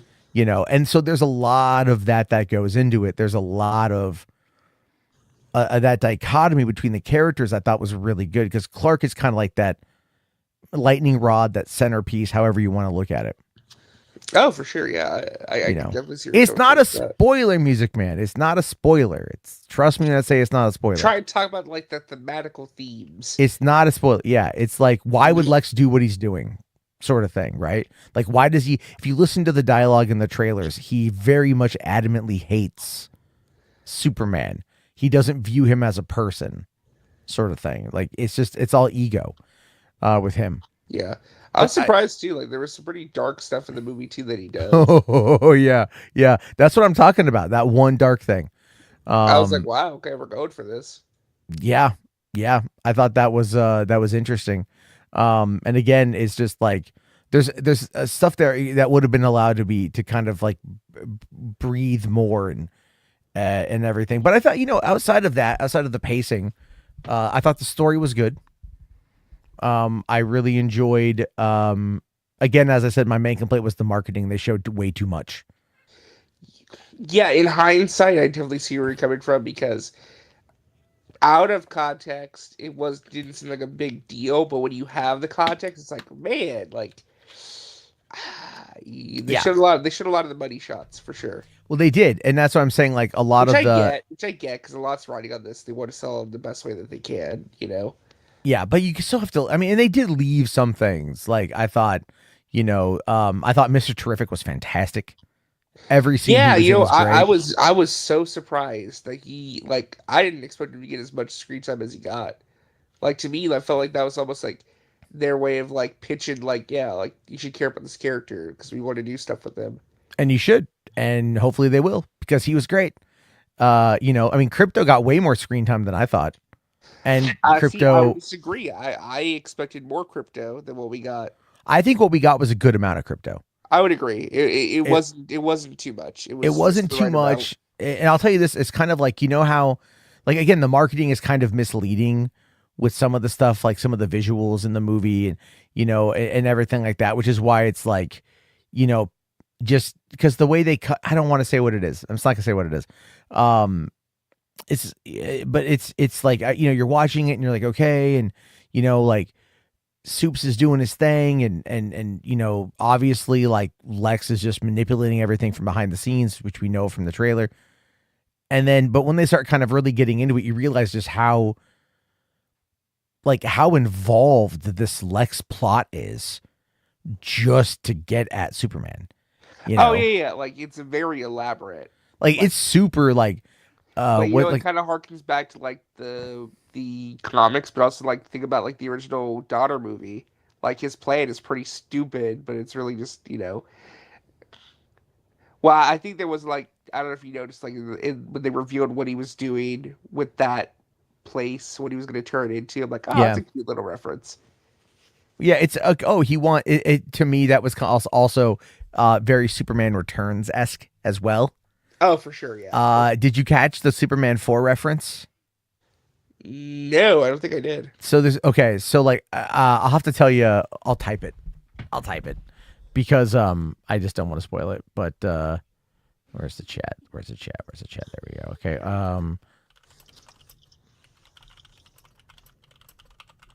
Okay. There we go. I put that in the private chat. Oh yeah. Totally Superman 4. Oh, for sure. And But I'm pretty sure that that character is supposed to be another character that Yeah. we'll see in the future. that's what I said in my review as well. I'm like, I think that's going to happen. And that's fine. I thought again, like, it was kind of what we all kind of expected it to be. What's But it wasn't bad. It wasn't bad at all. It was it was what I like is kind of during all the conflict, at every point in time, Soups is like, hey, you don't have to do this. Right. Like literally, it's just like, hey, you can just drop everything now. Or, Yeah, like, it'd be fine. Like, it's cool. I'll accept you. Like, like, I thought that was cool. I thought that was kind of funny. Just in the whole thing of, like, like, also, he gets a little violent in the movie too. but he has to, yeah. He kind of has to. Like, he'll throw down. That kind of shocked me, to be honest with you. Like, because there's like that scene in the trailer where, like, he's spinning around and the eyes are lasering and everything. Like, I'm like, is he murking those dudes? I love like it. That's one thing I'm like, man. Again, like what you're saying, like hindsight being 2020. I wish that was shown in the marketing, because when you see it in the movie, it hits so much harder. It's because like that music is playing, like the Yeah. score, it's like swelling up, and like it's this big moment. I was like, ah. But Yeah, no, it was a good there is moment. one thing I didn't want to talk about it because it was just like, I don't want to like you don't want to put something out there and like maybe people won't care that much. There is like one thing this movie does that'll probably piss off like the really hardcore comic book fans, like the diehard Superman fans, because it is something that is potentially changing to the character. It is a change. It's been done before in a couple of different versions, I feel like, but it's one of those things like, people aren't gonna like that. But I'm not sure. I think that my opinion is that I think that's a narrative thread they'll get explored more down the road to where it'll kind of make more sense. Which as we thread go are you on. talking about? Oh, hold on. Because yeah, What is it? okay. So I'm like, I have a feeling I know what you're talking about, but I don't know what you are inherently talking about. All right, is it the? Oh yeah. That. But I think They make it very clear that there is no trick with that. It is what it is. No. But that line serves up what was said later on.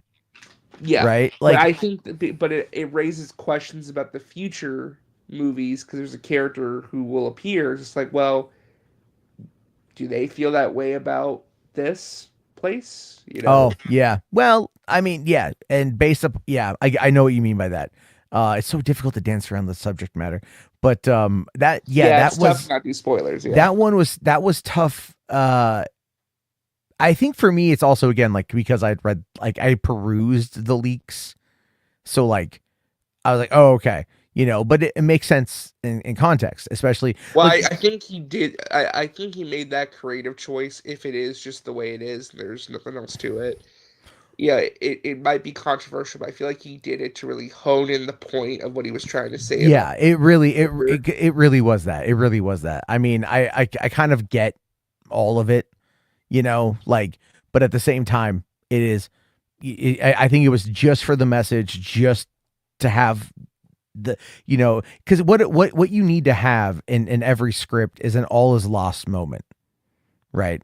There's always an all is lost moment, and that tied directly into the all is lost moment, and then you have the like kind of like the resurrection, if you will. And I don't mean that in any literal sense.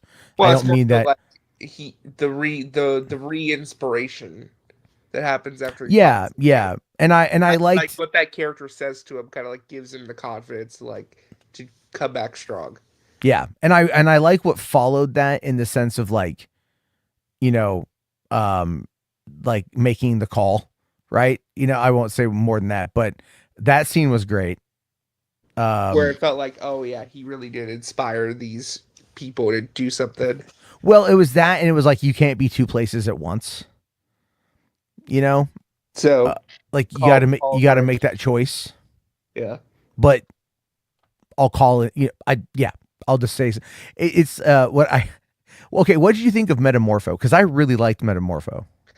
It was so funny because he's not in the movie very much. It's very brief, but the stuff that you do see with him, they give a quick little explanation of what his name, who his name is, what his powers do, and that's it. I mean, he's just there.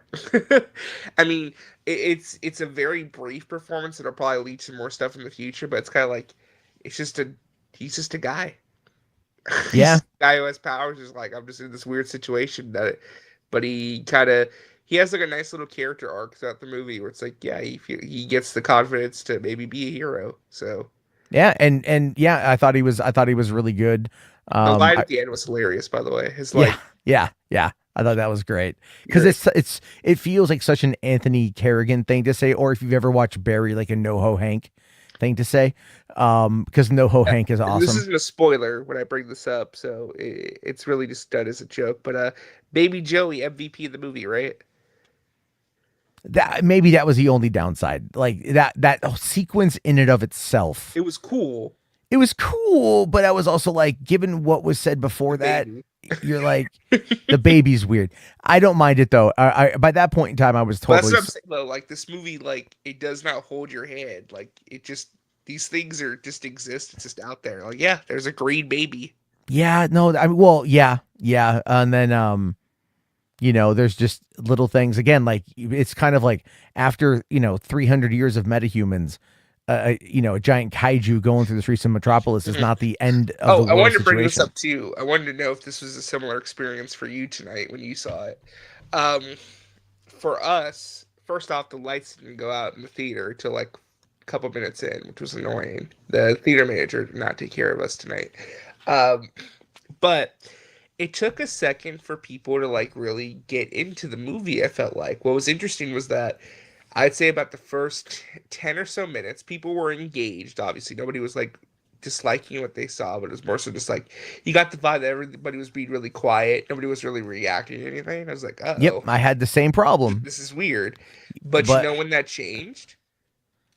when it finally stopped showing us what we'd seen in the trailer. No, I was gonna say, when they did the Lois and Clark interview scene, that's when the audience really perked up and started reacting to stuff Well, and laughing. And because after it that went on interview longer. It scene, went on longer than what we saw in the previews. yeah, but after that interview scene, rest of the movie, everyone was like really engaged and laughing and enjoying themselves. No, So I so I wonder if that's because like those first 10 minutes are like the way it's paced, like you just like throw it right in, like it takes such a second to adjust. I'm not sure, well, here's but here's here's my thing though, right? It's like what is up with the number 3? Because the number 3 in the opening crawl, It's intentional. right? Yeah, but what when Clark says to Lois, like we've been dating 3 months, and that's not a thing. That's just they've been dating 3 months. It's already been known about, right? They've already said this in the stuff. I just caught that because like there was the 3, 3, 3, 3, everything else, right? Trinity, you think it's a Trinity reference? Maybe. That's kind of an odd reference. I don't know. I don't know. I would love to know why they picked the number 3. That would, to me, that's the only that's a question I don't but get. It feels intentional. Yeah, I'll tell you this. I really enjoyed that interview back and forth between the two of them. It's probably one of the best scenes in the movie. For sure. It's really good. I also love the very end of the movie, like right before it cuts to like the final thing. But when like after it's all over, and then like the quip that Perry makes. Oh yeah. Because like it's like he seems like he's just like he's just, I don't want to say uninterested, but there's that scene where it's like everything's going to shit, and Perry's just sitting there, and like. Well, for him, it's another day at the office. Yeah, it's just another day at the office, and everything's going crazy, and they're all like sitting around like solving a mystery, which is really cool. 3 is the magic number, the Fez man says. I guess so, man. There's something about 3 with this. Yeah, I was just wondering if that was the same for your theater going experience today, because that's what I noticed. It's like the interview scene is when the movie, like the vibe, changed, because that's when the movie clicked for people. People started getting into it. Yeah, it's like I said, it's everything before that you have seen multiple times. Every bit of marketing showcased. Maybe that's it. Yeah, maybe almost everything. Everyone's already watched it. Yeah, it was like it starts off. You realize like when you go to a Prime early access screen, it's like the most diehard fans. Most like dude, so many people were dressed in like the blue Superman shirts you get. Yeah, so like of course those people probably saw the 5-minute preview. Yeah, well, not only that, but they probably saw all the marketing. They saw all the clips that came out there and everything else. And so yeah, they saw the trailers, saw the marketing. And so I'm watching this thing and I'm just like, okay, I've seen this, I've seen that, right? Like the opening 5 minutes, what we saw with the Minecraft thing was really the opening 2.5 minutes, but there was more there that they added in with like the bots, which I just won't go any further into that. And right? and the reveal of something else. Yeah. And then it's like, okay, well then now it's, then we see Clark at the office, and we don't get much time with Clark in this movie at all. 2 scenes, yeah. Three if you count the end. I kind of forgot about the end, but really it's just like, like not the end, but like right before the climax. But you've seen that in the trailer, though, which I think makes sense though, because this is a movie about Superman. It's about the hero part of him more so, which is fine. I thought about it too, like the Batman really didn't have a lot of Bruce Wayne either, which I thought was interesting choice as well. Now, did you happen to catch the musical score that people were sending around today? Yes, I did. People overreacted. They did. Did you hear it in the movie? Because I heard it in the movie. I forgot where it was at. It's with one of the bad guys. When he's walking through his hallway. Okay. Yeah, I heard it, and I'm just like, I was kind of like waiting to see if anyone else was gonna like respond to that. Yeah, but then as I heard it, I'm like, I don't know what they're gonna do with that. Totally different conversation the other day, but like, I see the growing push from fans being like, after I saw this movie, I really want these two to cross over. I know I've said I'll be honest, like I'm kind of leaning towards it, like, yeah, let's just pull the trigger. Pull the trigger because you need Batman, but at the same time, but like I'll be honest, man. Like I'm sitting there watching this movie tonight, and I'm just going like, yeah, I mean, Gotham could just be way darker, way crazier, all right. But at the same time, it's like, what would Batman look like in this universe, right? Like, what would Batman look like in this world? And then also, does Batman even need to be there? And I know he will be. I know all that will happen. He has to be. But what I mean by that is like we got a Green Lantern. We've got Hawk Girl. We've got Mr. Terrific, right? Like we've got these metahumans, this Justice Gang sort of thing, and then that's like and then you got Superman. Honestly, you'd have to go for like an Arkham cartoony Batman. Like animated Kinda, series. yeah, a little bit. Like You know what? he's got to be fighting Maybe like Man-Bat and Adam Mr. Adam Freeze. West type Batman. Well, not that crazy. Well, not that out there because but I Yeah, still love the Adam West Batman. So it's kind of like, but it's would got it it. Like I fit? said, I think Arkham Batman's like something closer. Maybe. But how would Superman handle Batman? Right? Because it seems that Superman in this movie, like, he's like, I won't kill people, but I'm not gonna sit there and like really do anything to like stop it. Right? Because he seems now, but the thing is though, he's also like at one scene, he saves he saves like a fucking squirrel in one shot, which I thought Oh, was really interesting. I thought that was well, I thought also too. I mean, I don't want to spoil it, but like, there's kaiju in the movie. He wants to handle that situation his own way, and not I the way did like the that. I person did did. like that how he what he was attempting to do versus what happened. You know, and it's like he was like right because he's like this. I will say what I like about that I guess is that like his place in this world is not set yet. Yes, he is the most powerful metahuman. Yes, he is this. Yes, he is that. But it's like he's also just trying to do his own thing. And you But know, sometimes he runs into other people at his yeah. job. And I think Gunn even talked about that too, right? He's like he's got his work friends and he's got his play friends. And that's kind of the whole point. But one of the things I got to give credit to Jimmy Olsen. You know, I got to give credit. I said Yeah, yeah. like I got it because even though the leaks had all that was real, It wasn't as bad as the leaks made out to it be. wasn't as bad, and it still I still that guy he did a good job. But Yeah, I said Gizmodo, it's like Gizaldo, right, or whatever it is. Skylar Gazondo. Gizondo. Okay, I remember him from the show Psych. He was young Sean in Psych, I think season 2 and onward. But Yeah, no, he his was got good some big laughs because it's so awkward, but it's like also funny.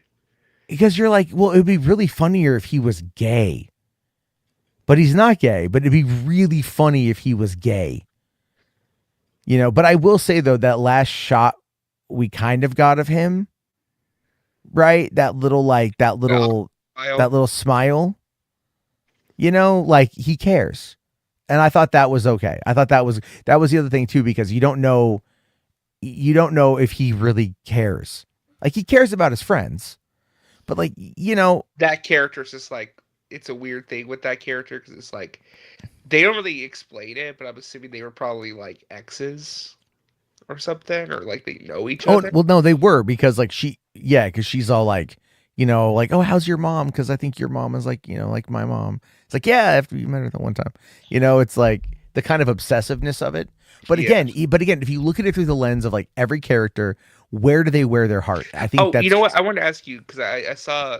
I'm not going to bring up their name. I don't want to get in trouble, but I saw one person complain that they thought Lex Luthor was too evil in this movie. I, That okay.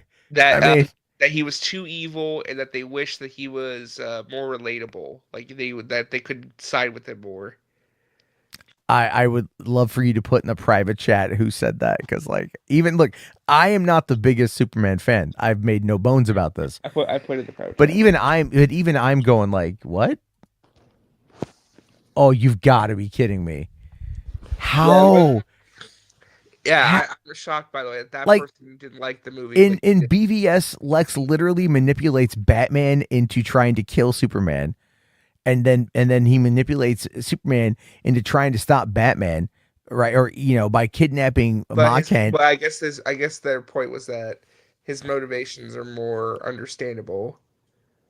I mean, as a sure, I guess, but in this case, it's also just kind of, look, I look everything. Lex Luthor. I love it when my villains are really bad. He was evil. Like he's legit. Like there's no coming back from that sort of thing, right? Like in a lot of these movies, they'll have like the bad guy be the bad guy to a point, and then the bad guy becomes a good guy. Fast and Furious is like really good at that. There's no he ain't coming back. Like flat out. Like I mean, you know what I'm talking about. Yeah. Right. Like there's no coming back from that. And then, but even though I will say though that like, even Superman does kind of seem to be still like a little, he kind of overlooked that a little bit in like the last little bit of that. But I think that's his nature, which is like basically it's like I hope one day you can change. You know? I mean, it's hard. It's really difficult to like just kind of shrug off what happened. But that's we know he's going to be a villain in this Yeah. universe forever. Yeah. He's never really going to change. But like, I just thought that was really, really interesting, just in that whole and then of course, Crypto. He got me. Okay, he got me. That little fucking dog. No, we're not spoiling anything, Music Man. We're really not spoiling anything. We're doing our best. We are tiptoeing around a lot of shit.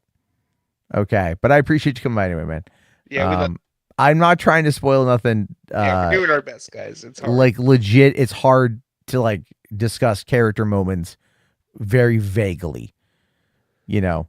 But again, it's like if you know Lex Luthor and you know how Superman is, it's I like, what's the spoiler? Right? He wants him dead. That's been pretty apparent for like a long time. He doesn't like him. He doesn't like him at all. For reasons that if you ever read a comic book, you know the reason why. So, but I feel like the way that Holt played him, I didn't like the way it was in the marketing, because they kept kind of cutting together dialogue bits. Yeah, well, I was going to ask you, did the where's the dog scene play better in the movie for you? It did. Because he had the context, right? Because he had the context, yeah. Oh, hey, Sean. I wanted to bring my daughter to see it, but not going to happen. Yeah, I mean, your daughter's like 4, right? It's not for 4-year-olds. It is. No, I'd say it's at least for like 8. Yeah, like, because my girlfriend asked me tonight. She asked me. She was all like, "Should we take the kids?" And I'm just like, "No." I think kids can enjoy it, but they have to be a certain age. It's got to be like at least like 8. I mean, it's a little like, I think. Yeah, it's like there's like, I'm not even worried about the language, and there was more language in it than I thought. Nothing too bad though. I mean, a lot of S-bombs, right? You know what I mean? But like, kids hear that all the time anyway. There's a lot of that. There was nothing political in the movie, really. It was just like, like dictators. Not according to Fox News. Did you see Yellow Flash? No, I didn't. He said it's not political. It's not woke. There's no immigrant BS. It's just a good comic book movie. Really? Yeah. Yeah. Wow. Yellow, I saw some of the political commentator channels. Oh, sorry, Sean. Okay, she's almost 6. Yeah. I mean, I know you don't like talking about this stuff, but I'll just bring it up real quick, where it's like a lot of them think that Variety is trying to purposely put out a political narrative. They try to bait this movie into like getting into a controversy. Because after this and Fantastic Four, we ain't got nothing for a while. Well, no. What their theory is, Matt, is that they think Variety was trying to create controversy for this movie to sabotage it because they want to prop up Fantastic Four. That's not how the trades work. That's not how Penske Media works. Think that Variety is trying to push this narrative. That's why that one interviewer who's on the red carpet. I don't know that guy's name, but like when they do the red carpets, right? They have the one guy there who asks the cast members a question, right? Are you talking? You're talking about the guy with the glasses and the white little. Yes. Yeah, the that only guy. questions he would ask them is about what they thought about the MAGA thing. Apparently, that was definitely an edict from his boss. Yeah, because they're the ones who put out that article. They got all the buzz. Yeah, and Penske Media, man. This is where it's like you look at like Valnet. Sean Holden says he was excited for her to see that cameo. You know what? I mean, I think that's the vibe you're gonna get even in the movie next year when it comes out. To be honest, comic, though, that's kind of like what you're getting. Yeah, for at least a little bit, because she gets the call to the. But well, Sean, like, so did you see it tonight? So like, I am curious to know like overall what your thoughts are. Like, a thumbs up, thumbs down is fine. I know you and I have been largely critical on it. I found it to be quite enjoyable, really enjoyable. And one I'll gladly pick up. I even said I even if I didn't like the movie, I was still going to buy the 4K because I think it's going to be a really good looking 4K. Yeah, they already showed off the Steelbook. Yeah, the Steelbook looks good. To be fair, I'll admit that. But I like the movie a lot, and I want to watch it again. I'm just going to wait a little bit for everything to kind of get out of my brain. Because I feel like because people like us that are so ingrained in this world, we look at it through a different lens, and it can impact us negatively. It did for me. because everything just kept feeling like it was like so much and so much. And then I see it finally, and it's like, okay, now I understand. So, did I see what the Amazon Prime series Overcompensating? I did not. No, not But what was it? I mean, there's like so. I think there's so much with this whole immigrant thing and whatever. Where it's a very tumultuous time for all of that stuff right now, and it's like, Yeah, I noticed that when the Variety guy, like Sean Gunn, gave a very impassioned response about like basically fuck off, MAGA. yeah. Well, I think that one But might, James yeah. Gunn, I noticed, was a little bit more muted. Just be like, guys, I just made a movie. It's about kindness. Let's be good to each other. And then Nathan Fillion like, guys, don't take this so seriously. It's just a movie. Yeah, but I think for the next one, James Gunn has got to remove himself from the marketing. I think he will. But I think really he was just trying to like really sell that this is like different. It's not. And, Yeah, and I told you my theory. I think you remember my theory about that, yeah, right? yeah, yeah. It's also trying to like remove like the brand image of DC away And from listen, Zack. they were successful. As much as I want more from that world, they were successful. And that's a good thing, in my opinion. Sean says he's seeing it at midnight tonight. But that scene you're talking about actually is not the post-credit scene. It's literally just the last scene of the movie. Yeah, it's the actual ending. It's the actual ending of the film.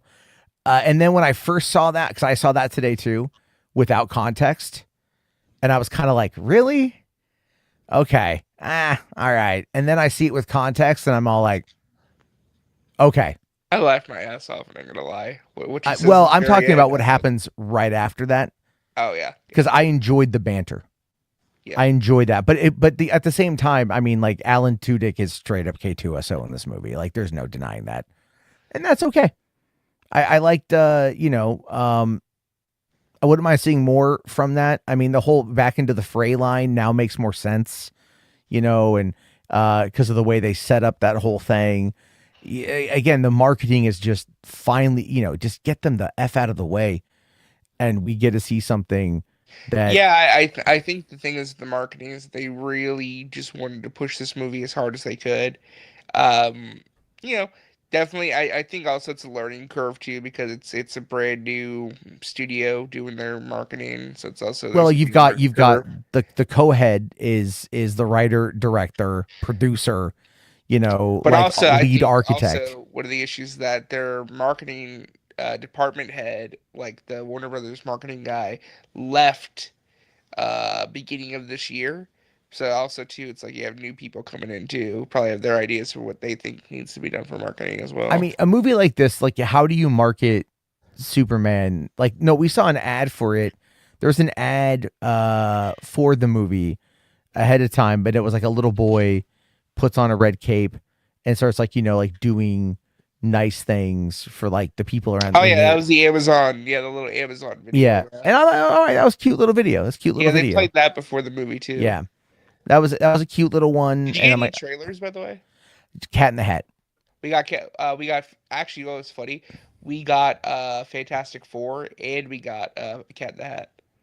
I heard that the Odyssey trailer is supposed to be playing in front of Superman. Not until Thursday. Ah, okay. I don't know why they're trying to hide that damn thing so much. But they're saving it for when the actual movie comes out. Because my suspicion is it's going to be actually attached to the film reel. Because that's what they did with the Jurassic World. To where that was Universal and Universal, which makes sense.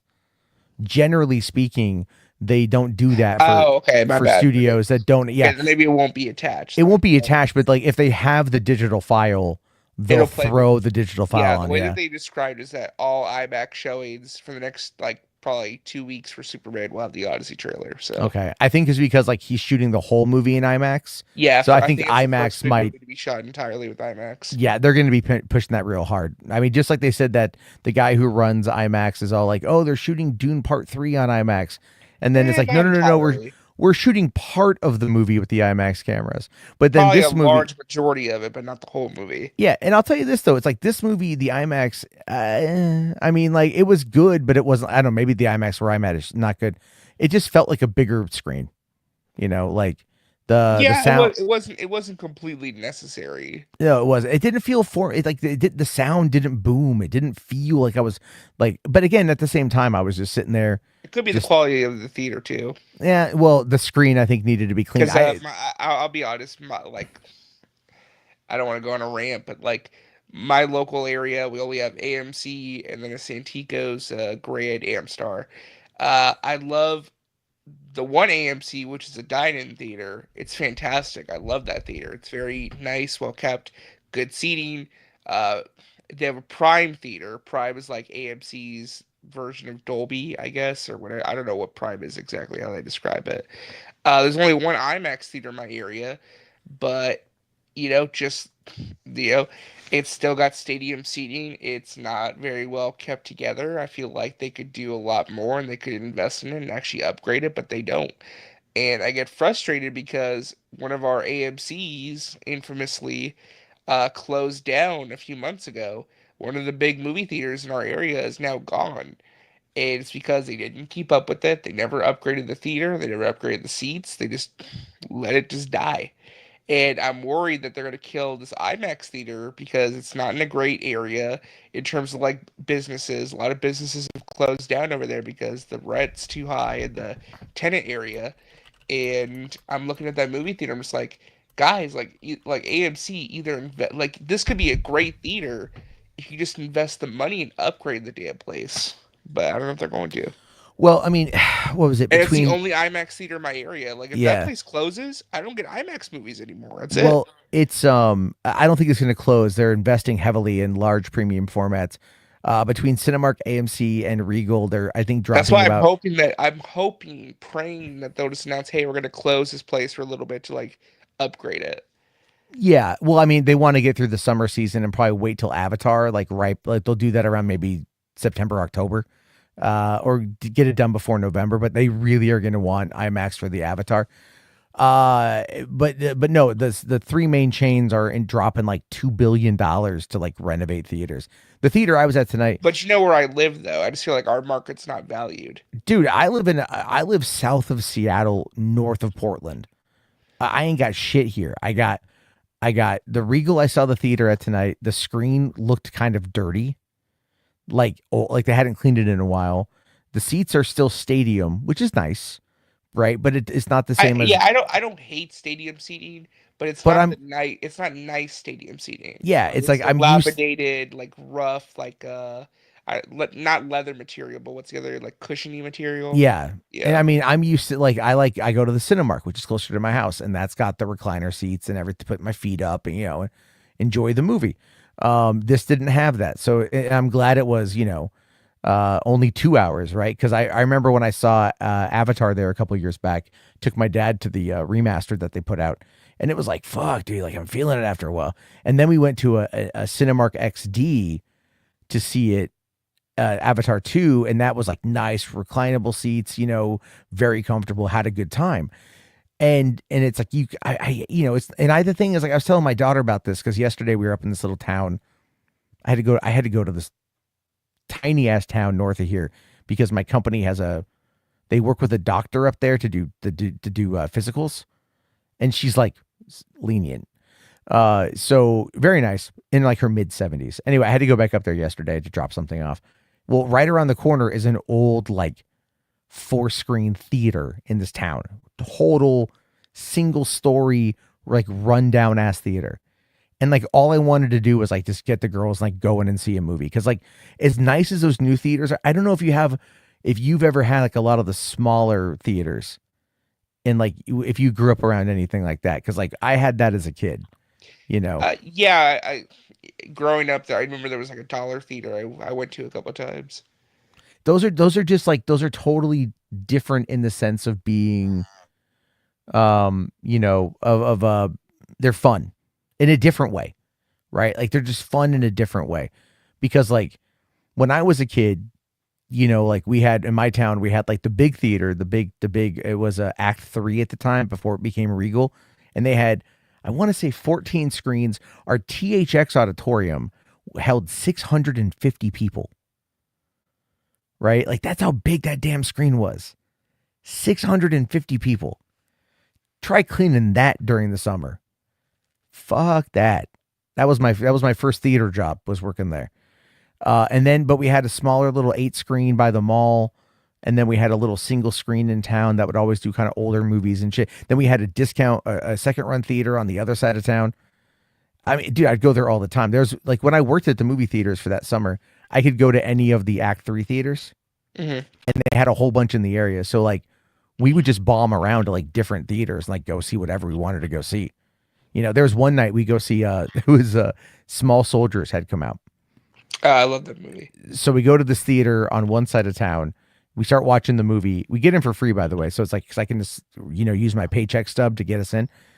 And so we're watching the movie, and then like the smoke alarm goes off because somebody like lit a fire or threw a smoke bomb.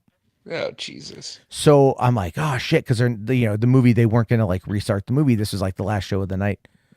And so I looked at the show times for my theater, and my theater had the movie starting in 15 minutes, but we were a solid 20 minutes away. So I looked at my buddy and I'm all like, all right, let's go. And we raced. I had a little sports car at the time, a little 81 280ZX Turbo, just a little Datsun. That's now Nissan, but and he was in like a big old like jalopy Dodge van, and we just like hauled ass to get out there just to run in to be able to see the movie. Yeah, I mean, like things like that we did back when we were younger. Now it'd just be like, oh, wait for Netflix. Or now at AMC, it's like, oh, the movie starts at 7:00. All right, I'll wait till 7:30 to walk in. Yeah. I can't. The thing is, I take the kids, man, and it's like, we're watching How to Train Your Dragon, and it gets like 25 minutes into the preview. But now they tell you that, so now in the future it's like, okay, don't show up until I know. 20 minutes later. I know. I mean, we got there. That was when I saw Jurassic World Rebirth the other night. I was like, I started driving down there, and I'm just like, I'm gonna get there too early. All right, I'll take the long way. And then I just started coasting. See, I don't mind it typically because for me the trailers are part of the experience, but it does get like, I was watching Jurassic World and I was like, holy shit, like how many trailers are there? Goddamn. Like it felt like it was never ending. I'm like, Jesus. Well, it was already a late showing. It was like a 7:45. Dude, I saw a 12:01 a.m. showing. Oh God, I couldn't. That was the first one they had available. 12:00. I loved it. I liked the midnight shows. But like, I thought about like taking my kid. I was like, you want to? Because I could. It wasn't full. But she would have gotten scared. She can't. She didn't even like the first Jurassic Park because it scared her. This one would scare the piss out of her. But it's just, it's like all those trailers, and then it's like the last one. Here's the funny thing. Do you know I never saw a Superman trailer in theaters?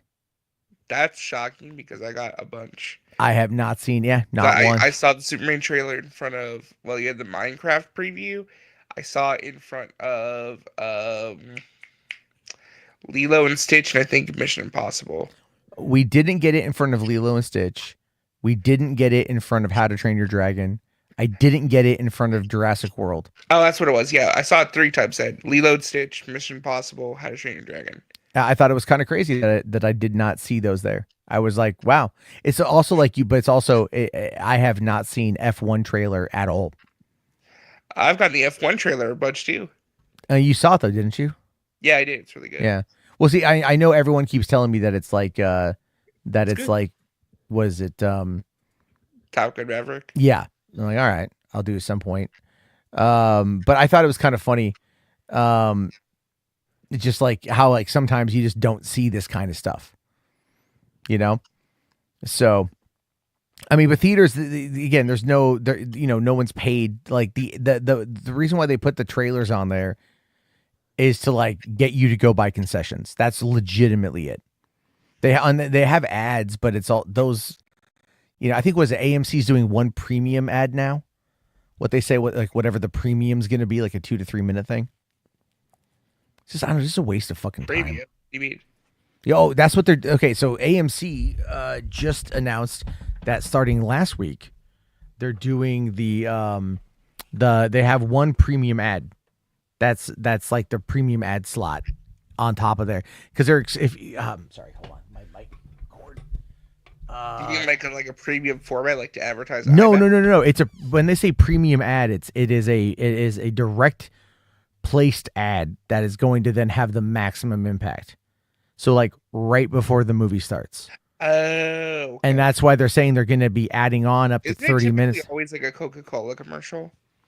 It usually is Coca-Cola. It's also, but that's also designed, twofold, right? It's meant to like push Coke as well as getting you to go 'cause in. Coke is the one that's on all the movie theaters. Yeah. Well, I mean, yeah. Except for Regal. I think Regal has a partnership with Pepsi. From what I remember, last time I went to a Regal, they don't do Coke, they do Pepsi products. When I worked at the drive-in, we had Pepsi for the longest time, and then they finally got Coke, and it was so much better. And then when I worked at the theater in LA, we had Pepsi. Yeah, because I think if I remember correctly, AMC and Cinemark partner with Coca-Cola, but Regal partners with Pepsi. I don't know. I think, to be fair, they should probably have both. Just because it's like, They should, but I think they have those exclusivity partnerships. So. Yeah, well, they got to make money where they can. We went with Pepsi because it was cheaper.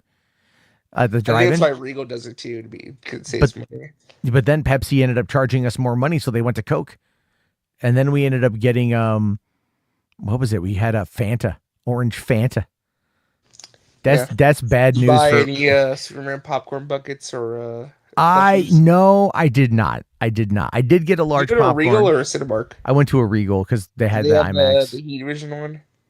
I don't know. I did see the popcorn buckets. I saw they had the crypto plushie. Yeah, they have like three of them. There's the crypto one. It's like the chibi crypto. They have like it's like a tin one with like a cup combo, and they have the Heat Vision one. They also have like an LED light up cup. I did not. Which I heard is $70. Yeah, I'm not buying none of that shit. What the hell? Like I'm not buying. It's not $70. If that's $70, I'm gonna be pissed. I am not. Yeah, buying any of that shit. I don't even care. Like I will buy. I'll tell you this. Because I went to AMC and I got the newspaper popcorn bucket and the cup, and that was like $70 in total for both. Wow. But I will say this though. If Squishmallow releases a crypto squish, like the full size squish from Costco, I will buy it. Yeah, I don't blame you. You gonna get the Galactus popcorn bucket when that comes out? No, I don't buy popcorn buckets. I got nowhere to put them for one, and I'm like, nothing has really like wowed me. You know what I mean? Like nothing has really kind of wowed me on that stuff yet. The Galactus one's pretty fucking cool though. No, it's cool looking, and like what got me was I was at the when I saw Jurassic World, I was getting my popcorn, and they had the Megan 2.0 popcorn bucket, and I'm like, it was $40. Was it the one where like her face comes off? It was the one where she had like the blonde wig on and she was dressed like the dancer. Yeah, that's a different one. The one at AMC is like her, and it's like you could take her face apart. It's like, who the fuck would buy this? I don't know. Because like it's still sitting there like weeks later. Like none of them have like been bought. They're sitting up there. Same with they had like a Karate Kid one too. Like nobody was buying either. Yeah, nobody went to go see Karate Kid. I didn't go see Karate Kid. I wanted to go see it, just missed out on seeing it. I feel like Karate Kid should have probably come out closer to the time. Should have come out in the fall. Yeah, or like maybe maybe in August. Yeah, well, at a dead time, it's kind of like not everything needs to be a summer movie. Especially in May when it's already packed.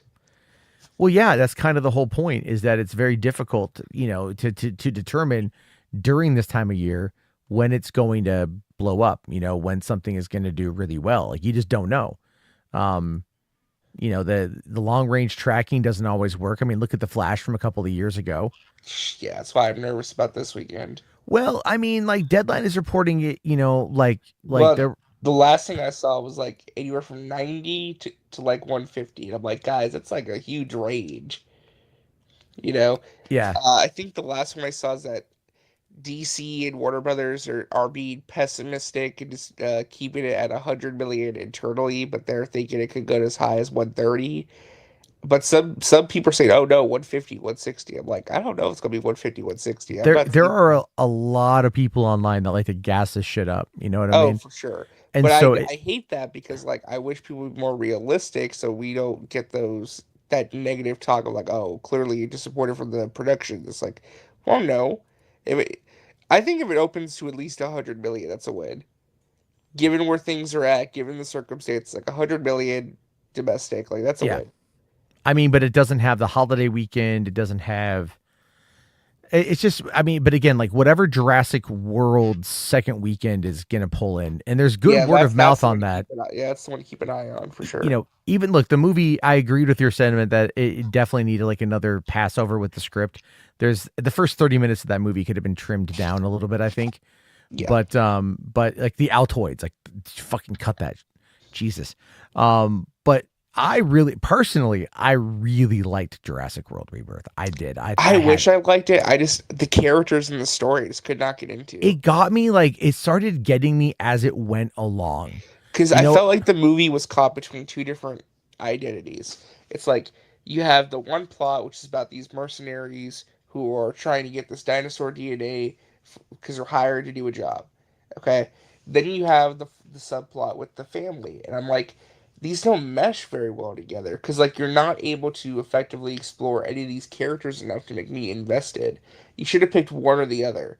Either it's about a family, like a dad trying to reconnect with his daughter before she goes off to college and they get lost in the jungle in this dinosaur island, or it's about these mercenaries and you finding out who they are as people, what motivates them, and the fact that they're like, yeah, like we're bad people, but we want to try and do something good with the time we have left. Like pick one of those. No, I there was a bit of a, it was definitely a bit of a jarring addition because it just cuts to the family.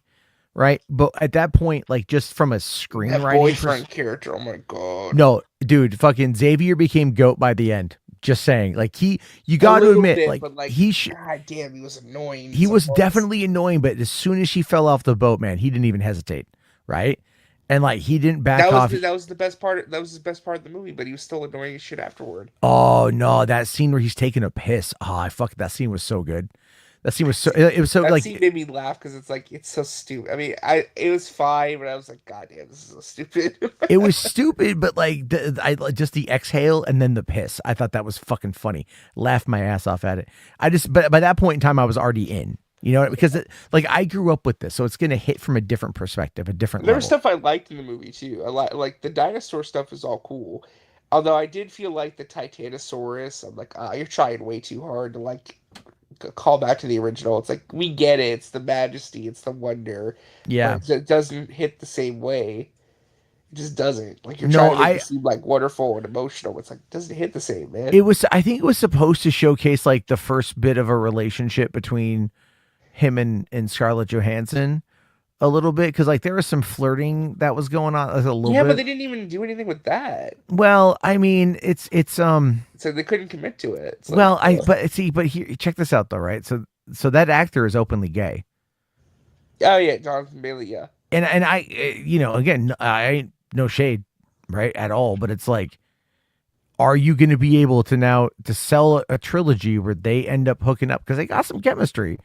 Sure, but then maybe it's they like stay friends. Maybe they stay platonic. I don't know. Maybe she gets with Duncan. Who knows? But Sean here says, I don't think Superman will not have legs after opening weekend. What do you mean by like? Do you think you mean like you think it's going to carry on for a couple weeks? Is that what you're talking? 2 weeks to itself, pretty much. I'll be honest. I think it's got legs.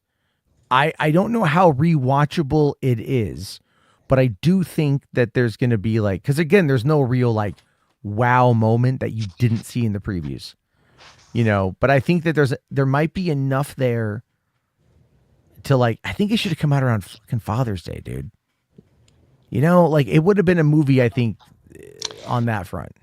Well, what was coming out Father's Day weekend this year? Let me go back and look. Oh no, How to Train Your Dragon. Yeah. I don't know. Okay, Sean thinks it won't have legs after the first weekend. See, I'm going to disagree with you on that one. I think it's going to have a solid second weekend. I don't want. Now, when Fantastic Four comes out, then yeah, it'll probably drop. That's a different story, but it's got its first 2 weeks. I think it'll be okay. Yeah, I mean, look, if I had to guess, and I really don't ever get involved. If I had to speculate, I would say between a 55 and 60% drop weekend two, and that's not terrible. Well, it right? depends on how big it opens, though. It depends on how big it opens. If it opens big, but see, tonight was also an issue because tonight was like people around the country paying for it, and It does and go. It does go into the box office though for opening weekend. It does. it Count. does. Oh no, and I've said this. They're going to roll it all in. They're going to be like, man, it was a great Thursday preview. Oh, it was an excellent Friday. Like, yes, they're going to roll it all in, and you're going to see the number. And that's good. That's going to make it look bigger, bigger and bigger. See, what I would have done, I would not have done it. I would not have done it on a Tuesday. I would have Come waited on, till tomorrow. Smurfs being a sleeper hit, dude. None of the Smurfs movies have ever hit. But also the marketing for this one's been terrible. Listen, even I Know What You Did Last Summer. Like that trailer, I'm sorry, that turned me off. It's like, oh, this is That trailer was not. I mean, like if they would have just focused on like the harpoon. It literally like comes across like a Scream 5 ripoff. Mm-hmm. It's like, guys, come on. Now but I'll tell you this though, I could see I Know What You Did Last Summer being a sleeper hit. I could, if it's a good movie and like it's got some word of mouth, it could do okay week to week. But at the same time, it's not going to open to like 50 million. No. Now I agree that no other kids films are coming out. Sure, Tommy here We says just had a bunch though. Well, I mean, Elio could get a bump, but I don't necessarily. You could argue though, to Sean's point, that no other kids movies are coming out. What if the family market is going to see this movie because of that damn dog? I think the family market will show up for the dog. What I think will hurt the family market is that one scene. That one scene, right? Which one? The dark scene. Oh, yeah. Right? Like, remember, they cut out the part where the engineer punches Crypto because people didn't like it, Yeah, they said it was too intense. Too intense. And then you get to that scene and you're like, I don't know, man, that's kind of intense. It's like that whole sequence is fucking dark. That whole sequence is dark. And I liked it. I liked it a lot. But I'm saying the initial buzz will be, I think they're going to take the kids to go see the dog. The second weekend, I don't know, but at least this opening weekend, I could see people taking their kids to see the dog. I can see the dog doing well. Yeah, I can see it. I mean, that again. But I'm going to maintain my prediction. I'm still thinking about 120, 135 million opening domestic, and then maybe 700 million worldwide total. 700, 717. Because I don't think it'll make as much as the Batman did, but it'll get close. It depends. The Batman I think opened to 134 million domestic, and then it went on to gross 770 million worldwide. In March 2022. It's so weird that it's been 3 years. I know. Well, what else came out nothing else really came out that month. Yeah, it's the one difference, of course, obviously. But I mean, because you had Turning Red on Disney Plus, which I love that movie. Yeah, it's great. The Lost City for Paramount, that actually did pretty well. It did pretty well for a rom-com, yeah. Yeah, it was actually, I didn't see it till it came out a little while later, but I liked it. Ooh, X came out that month too. X is one of my favorite movies. And then also the other big movie that month was Netflix's The Atom Project, which I don't know about you. I loved it. Oh, no. I remember. March of 2022, Doctor Strange 2 came out at the end of the month. May. That was May. Oh, that's right. So let's see. April 2022 was Sonic the Hedgehog 2 was April 2022. Which that was pretty big. Morbius. Which that was not big.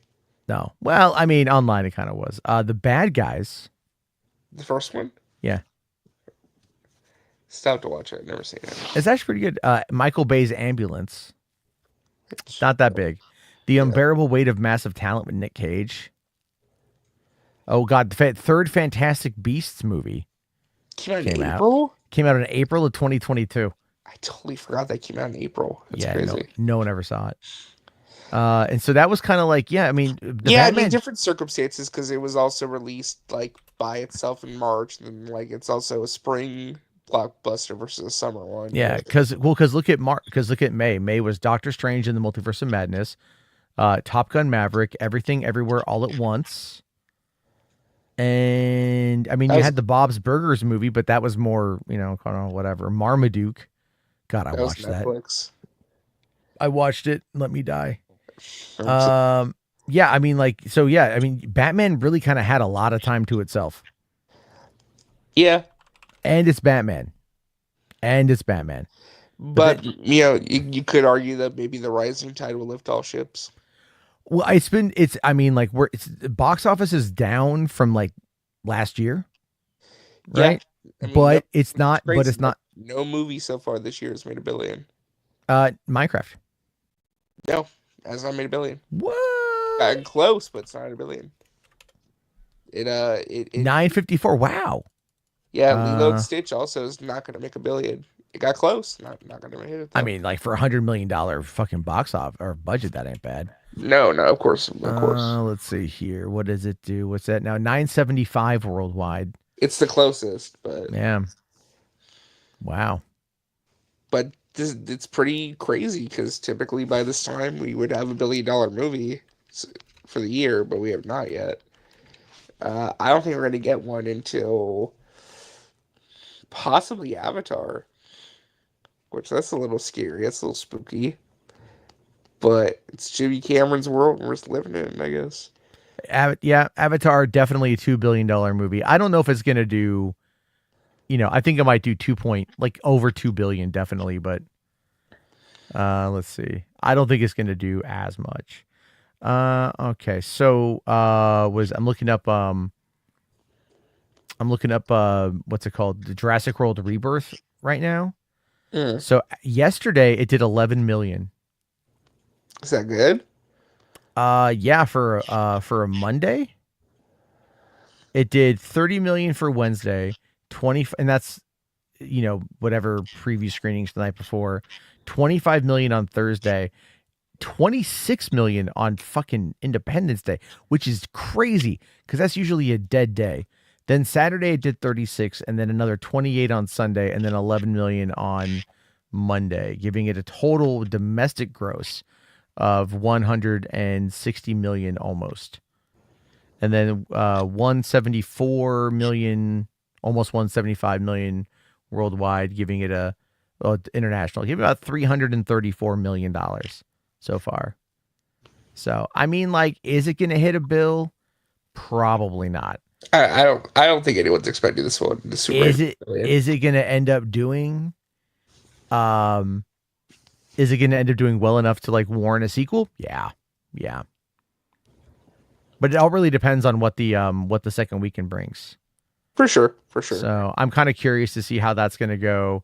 I think if the word of mouth is good enough, it's strong enough, I think it'll carry it too. Because you've also got PVOD, you've got streaming. I mean, again, and I think they realize it's more important that this movie convinces people to buy into this new universe, so you can like set up the next thing for success. What are they going to even do for the next movie? They kind of like, I don't think they need to do anything like with this. What are they going to do? Batman. Oh, I was talking about Jurassic Park, but I mean, why not Batman versus dinosaurs? Let's fucking go. Yeah, for Jurassic at least, I'm not sure if you can continue. Like, they didn't do it enough to set up for the next movie. Okay, I had a crazy theory. So, spoiler for Jurassic World Rebirth, but they got the DNA to make the cure for heart disease, right? Yeah. What if they pull an Arkham Knight to where they make the cure for heart disease, but starts killing people and it causes like the apocalypse, like the dino apocalypse? Or what if this is how they do that whole idea they've had for years of human dino hybrids, to where it messes with their DNA? It doesn't work the way they thought it was going to. We get it's like the ending of Rise of the Planet of the Apes. Yeah, it's because you have it set up to where you could take it there if you want to. It's like, oh, we thought we were doing a good thing, but no, we messed up. And then bring us into the world of Dino Riders, which is what we should have fucking gotten. Have you ever heard of Dino Riders? I thought you meant like Dinotopia. No. Well, okay, yeah, no. Dino Riders was a 19. Why is this not where this franchise should be going to, like where it's like we're in Dinotopia? That's the Well, next logical leap. but that was I mean, yes, but it's also like the way that they presented the opening of this movie was like people stopped caring, and it's kind of like, and But it that's just, not realistic. I mean, well, if it's, If you saw an elephant on the side of the road, you would still stop and look. dude, I see deer every day and I still look. That's what I'm saying. Like, come on. But yeah, so here we go. Dino Riders is an American animated TV series that first aired in 1988. The cartoon is primarily a promotional show to launch a Tyco toy line. Only 14 episodes were produced, 3 of which were produced for VHS in the United States. It's basically, think like it's kind of like hold on.